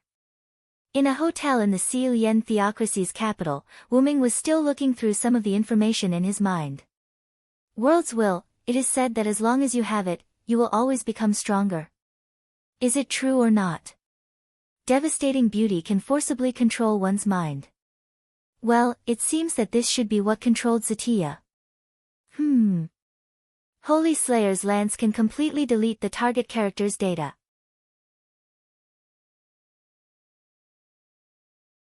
There is no other way except for using world-class items with resurrection effect. This is more dangerous, after all, I don't know if this thing has any effect on me. Just when Wuming was still thinking, a large number of people with a trace of hostility appeared in Wuming's perception range. Huh? Did they find me so soon? As expected of the Seal Yen theocracy with world-class items. In fact, Wuming didn't hide his aura at all. Even ordinary people will find that Wuming has a sense of oppression, let alone the elites who can stay in the capital. Since they are already here, I have to go out and meet them. Wuming got up and walked downstairs slowly. On the empty street where the crowd has been evacuated, Wuming put on the knight's armor that he created with high-grade item creation, and looked at the other party's leader hidden under the helmet. It was a young man with a gun, who seemed to be a teenager. So, what can I do for you? Wuming asked. Excuse me, are you Wuming-sama, Root Dragon King?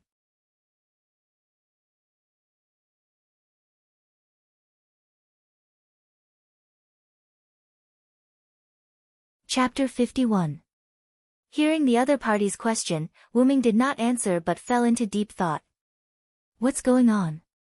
Not only did Urbiruai know that Wuming was looking for someone, but he also suspected that I'm Wuming. The people in the theocracy also know, but I just arrived in this world not long ago. Wuming looked at the young man who asked the question in front of him. What about you? Who are you? Wuming declined the other party's question implicitly. I'm the lead disciple of Dark Scripture in Seal Yen Theocracy, code name is Dark Scripture, Wuming-sama. Seeing the other party bowed politely, Wuming spoke again. So, Dark Boy, you know about the vampire near Yolanter, right? Yes, Wuming-sama, we found it when we passed by there, and we lost 3 people because of it. Very well, that's my subordinate. Don't you want to explain? Dark Scripture's lead disciple clearly perceived that the other party was constantly exuding a dragon-like pressure to the surroundings. I'm sorry, Wuming-sama, because you disappeared for too long, so we don't know much about your new subordinate, please forgive us. New subordinate? Do I have any old subordinates? Wuming's expression did not change at all, but his heart was already in a mess. Okay. Then take my blow. As he spoke, Wuming took out X silver, meteor silver, from Dragonist, Dragon's Nest, and raised it above his head with one hand. In an instant, a large amount of starlight gathered from the endless blue sky into the sword. Wyrm, Sama. Please calm down. The lead disciple shouted nervously at Wyrm, and the young man's subordinates also picked up their weapons, although they didn't have much effect. At the same time, they also sent a message to the higher-ups of Celian theocracy. Take this sword that's comparable to supreme magic, and I will leave. With that, the light on the holy sword stopped gathering. Shine! Meteor! X silver, meteor silver, the dazzling diamond-like starlight instantly drowned out the pitch-black scripture and also drowned out the tall building in the center of the capital that Wyrm was aiming at, the main church. A large number of citizens of the Celian cult's capital were temporarily blinded by the bright starlight. A moment later, after the white light, the pitch-black cannon and the large number of theocracy personnel in front of Wyrm had disappeared. However, Wyrm did not feel the sacred sword sweeping past them. He assumed that the sacred sword had used a legendary spell. Looking at the dilapidated Syrian church, Wyrm said calmly, "Can you defend against one of my attacks? Although I didn't use much strength." With that, Wyrm turned around and prepared to leave the capital of the Celian cult. Due to Wyrm's deliberate control, other than the street and the church in front of Wyrm being destroyed, the residential buildings were not damaged at all. As expected, due to the release of my dragon body in advance, the precision of my magic power control has increased by quite a bit. Wyrm took out Yggdrasil and aimed it at the sky. A green energy began to spread throughout the entire capital of the Celian cult. No matter what, it's because of me that you have all been indirectly blinded. I'm really sorry. A large amount of life force was injected into the bodies of all the citizens in the capital. This should be enough. It's time to go. At that moment, Wyrm felt that something had locked onto him. Wyrm turned around and saw a huge light spear flying out from the destroyed church. Wyrm frowned. He could feel the threat of the light spear, but it was not serious. A world-class tool. A large number of thick trees surged up from the ground and formed a wooden wall. The light spear pierced through the wooden wall layer by layer without any decrease in strength. The light spear completely pierced through the wooden wall and hit Wyrm directly. The light spear turned into a light film, enveloping Wyrm, and Wyrm's body began to disappear. Just when the Celian cult's higher-ups hiding in the ruins of the church relaxed, the light film shattered. The shattered light turned into a little golden light and dissipated into the air. This should be the Holy Slayer's lance. Wyrm looked at his hand that was not wearing a single ring and smiled. Sure enough, even without a world-class tool, a mere game tool can't destroy me as the root dragon. After all, the adult root dragon's roots and time were its home. How could a mere tool transformed from a game into reality affect Wyrm, even if Wyrm was an underage root dragon? Wyrm looked at the Celian cult's higher-ups as if he could see through the wall. So, here comes the revenge. Wyrm raised Yggdrasil and wanted to release its real name. At that moment, Wyrm seemed to hear something and put away Yggdrasil. You're lucky. After saying that, Wyrm left the capital of Celian cult without looking back. Leaving behind a group of confused residents who felt as if they were in a dream and a group of terrified higher-ups. After Wyrm left the capital of Celian cult, he immediately moved to the northwest. After tearing the flight scroll, Wyrm flew into the sky and flew toward the Ristage kingdom. Soon Wyrm arrived at the sky above the kingdom, but Wyrm did not stop and continued to move toward the northwest of the kingdom. That was the most northwest country on the continent, known as the Grand Kingdom. It was a country built by the demi-humans, located in the north of the Ristage kingdom, northwest of the continent. It had a long history and strong national power.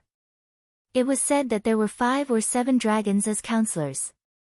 The reason Wyrm returned here was because someone had sent a message to Wyrm through message magic. Come to the Grand Kingdom, partner. I will tell you everything you have doubts about.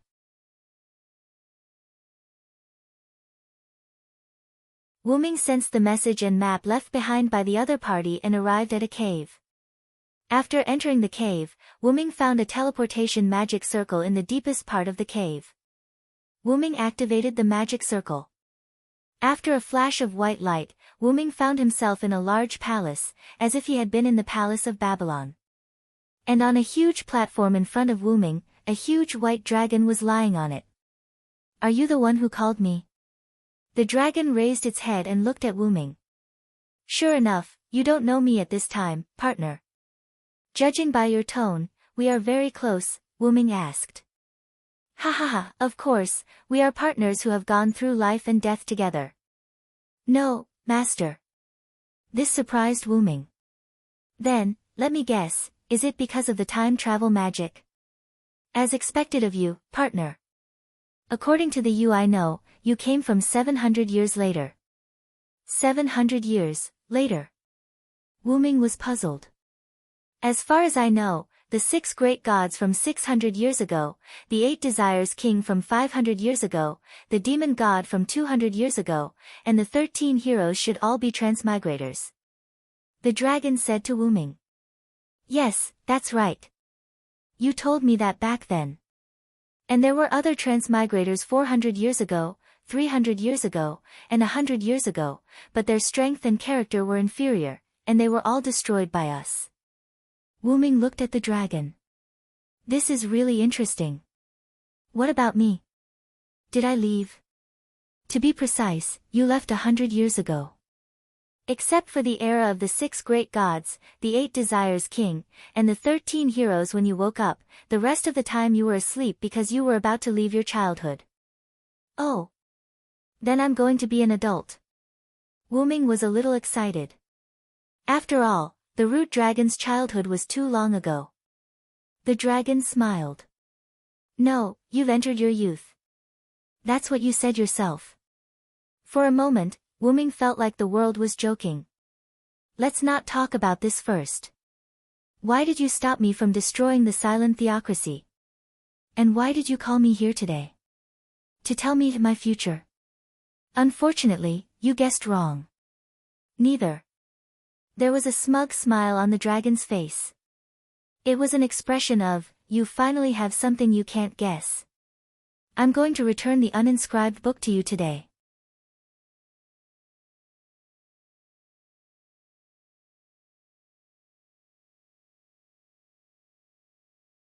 Chapter 52. Uninscribed Incantation Book. Wuming was puzzled. "Yes, this is what you entrusted me to give to you now when I first met you, partner." The dragon opened its mouth, and a glowing sphere flew out of the dragon's mouth. It was a book, a slightly quaint and mysterious book with black and red decorations. Wuming looked at the book with some disgust. "Will it have your bad breath?" The dragon instantly felt powerless. "Hurry up and take it, and then hurry up."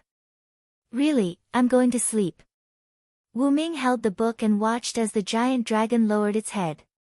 It was as if it had fallen asleep and did not make a sound. What a strange temper, no wonder it sleeps alone in this broken place. When Silent Wonder saw the word V appear above the dragon's head, he stood on the teleportation array and left the area. After a while, the dragon raised its head and looked at the teleportation circle where Wuming left. What a mysterious master. After that, it fell asleep again. Walking out of the cave, Wuming looked at the two of them reading the book in their hands, and he didn't know what they were thinking. "By the way, I haven't asked the dragon's name yet." "Forget it, let's talk about it later. Anyway, I will definitely meet it again." Portal.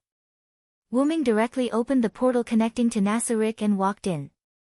The portal's range must be a place he has been to, or a place he has seen, or an image in his mind, otherwise, it couldn't be used. But in a sense, the portal was also a unique skill. After all, as long as there was an image of that place in his mind, he could teleport at will, which could be regarded as a bug-like skill. Back to the 10th floor of Nasarik. Between the throne, in the audience hall. Walking out of the portal, Wuming sat on the throne, opened the uninscribed incantation book given by the dragon, and began to read the book.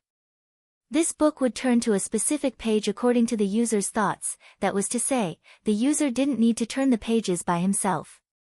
Shortly after Wuming read it, the door of the audience hall opened.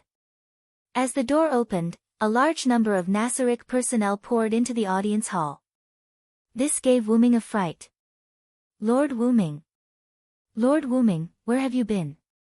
Lord Wuming, we were very worried about you. Looking at the worried expressions of the guardians, Wuming sighed. I'm sorry for going out without telling you. It's my fault for making you worry. Wuming's apology made the guardians and the magical creatures they brought in tremble. They quickly knelt on one knee and lowered their heads. How could that be? Lord Wuming, we spoke rudely to you, but you didn't punish us.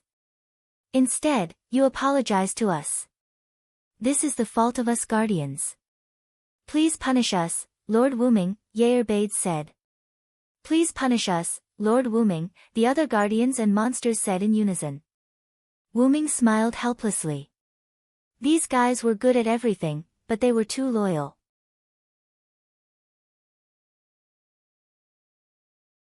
They couldn't tolerate any disrespect to him. Then our previous mistakes will cancel each other out. Looking at Wyrm, who seemed to want to object, Wuming said again, it's settled, no objections. Yes, Lord Wuming. So. Wuming picked up the uninscribed book in his hand and ordered everyone in front of him, guardians, gather in the conference room, the rest of you are free to do whatever you want. Yes, Lord Wuming. A moment later, in the conference room. Wuming sat on the office chair, supporting his head with his right hand on the large desk. Sebastian. Yes, Lord Wuming. Sebastian bent over and put his hand on his heart. How is the kingdom situation? Master Wuming, the thing that Golden Princess wanted to ask you to do is to eradicate Hachiko, an underground organization that integrates smuggling, drugs, slave trading, assassinations, bodyguards, and other activities. It is said that they have infiltrated the kingdom. After seeing the power of Nasaric, Golden Princess and Rose Tsangwei entrusted me and Annabelle to eliminate Hachiko. They offered a high price, and with your permission, I helped them eliminate Hachiko. Sebastian looked at Wuming and said. Actually, Lord Wuming, there is one thing I didn't ask for your permission. It's okay, Sebastian, you can say it now. Wuming crossed his hands and put them on his chin. I saved a girl during the crusade against Hachiko, and I want to take her back to Nasaric. Oh, did she agree? Wuming asked. Yes, Lord Wuming, she has no home. Although she still has a younger sister, she doesn't want to remember the past because of psychological reasons. She also asked you to let Chialiai live in Nasaric. I agree, Sebastian, but how about letting her be a maidservant? It's all up to Lord Wuming, Sebastian said. That's it.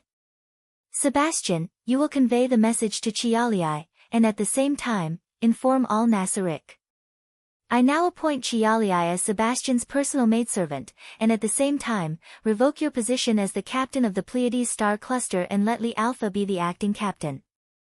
Yes, Lord Wuming, thank you for your generosity, Lord Wuming. Sebastian bowed deeply. Also, I'll arrange something for you later. That's all for now. Demiurgos, how are you doing in the Holy Kingdom? Yes, Lord Wuming. I set up a farm at the border of the Holy Kingdom. I caught a large number of animals to test the scroll, and the result was very successful. Demiurgos knelt on one knee and said to Wuming. Animals. Well, Demiurgos, your demons should be able to see the good and evil in people's hearts. Let go of the good and keep the evil, understand? Wuming thought for a moment and realized that Demiurgos was talking about animals. After all, Wuming never heard of a large number of demonic beasts near the Holy Kingdom. There were only many types of demi-humans.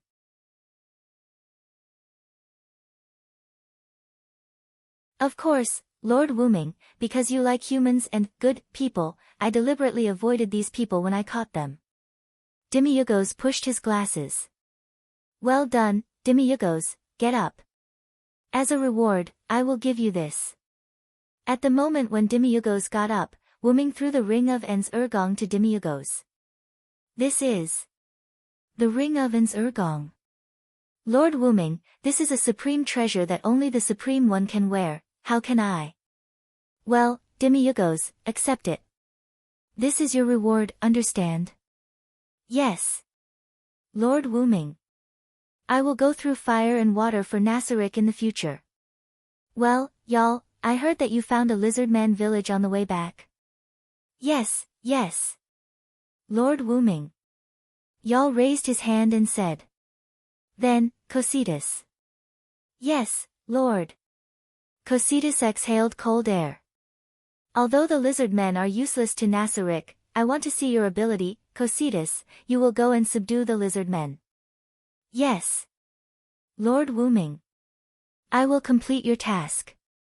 But remember, you and your men don't fight in the first battle. I will send some soldiers to follow you. Only these soldiers can be used in the first battle. Remember? Yes, Lord Wuming. Mayor. Yes. Yes. Lord Wuming. Well, you go and cancel Nazarick's external camouflage. I will provide you with a magic array. You can use the magic on this magic array to camouflage Nasarick. After that, Wuming opened the uninscribed book. As Wuming thought, the book turned automatically and stopped at a certain page.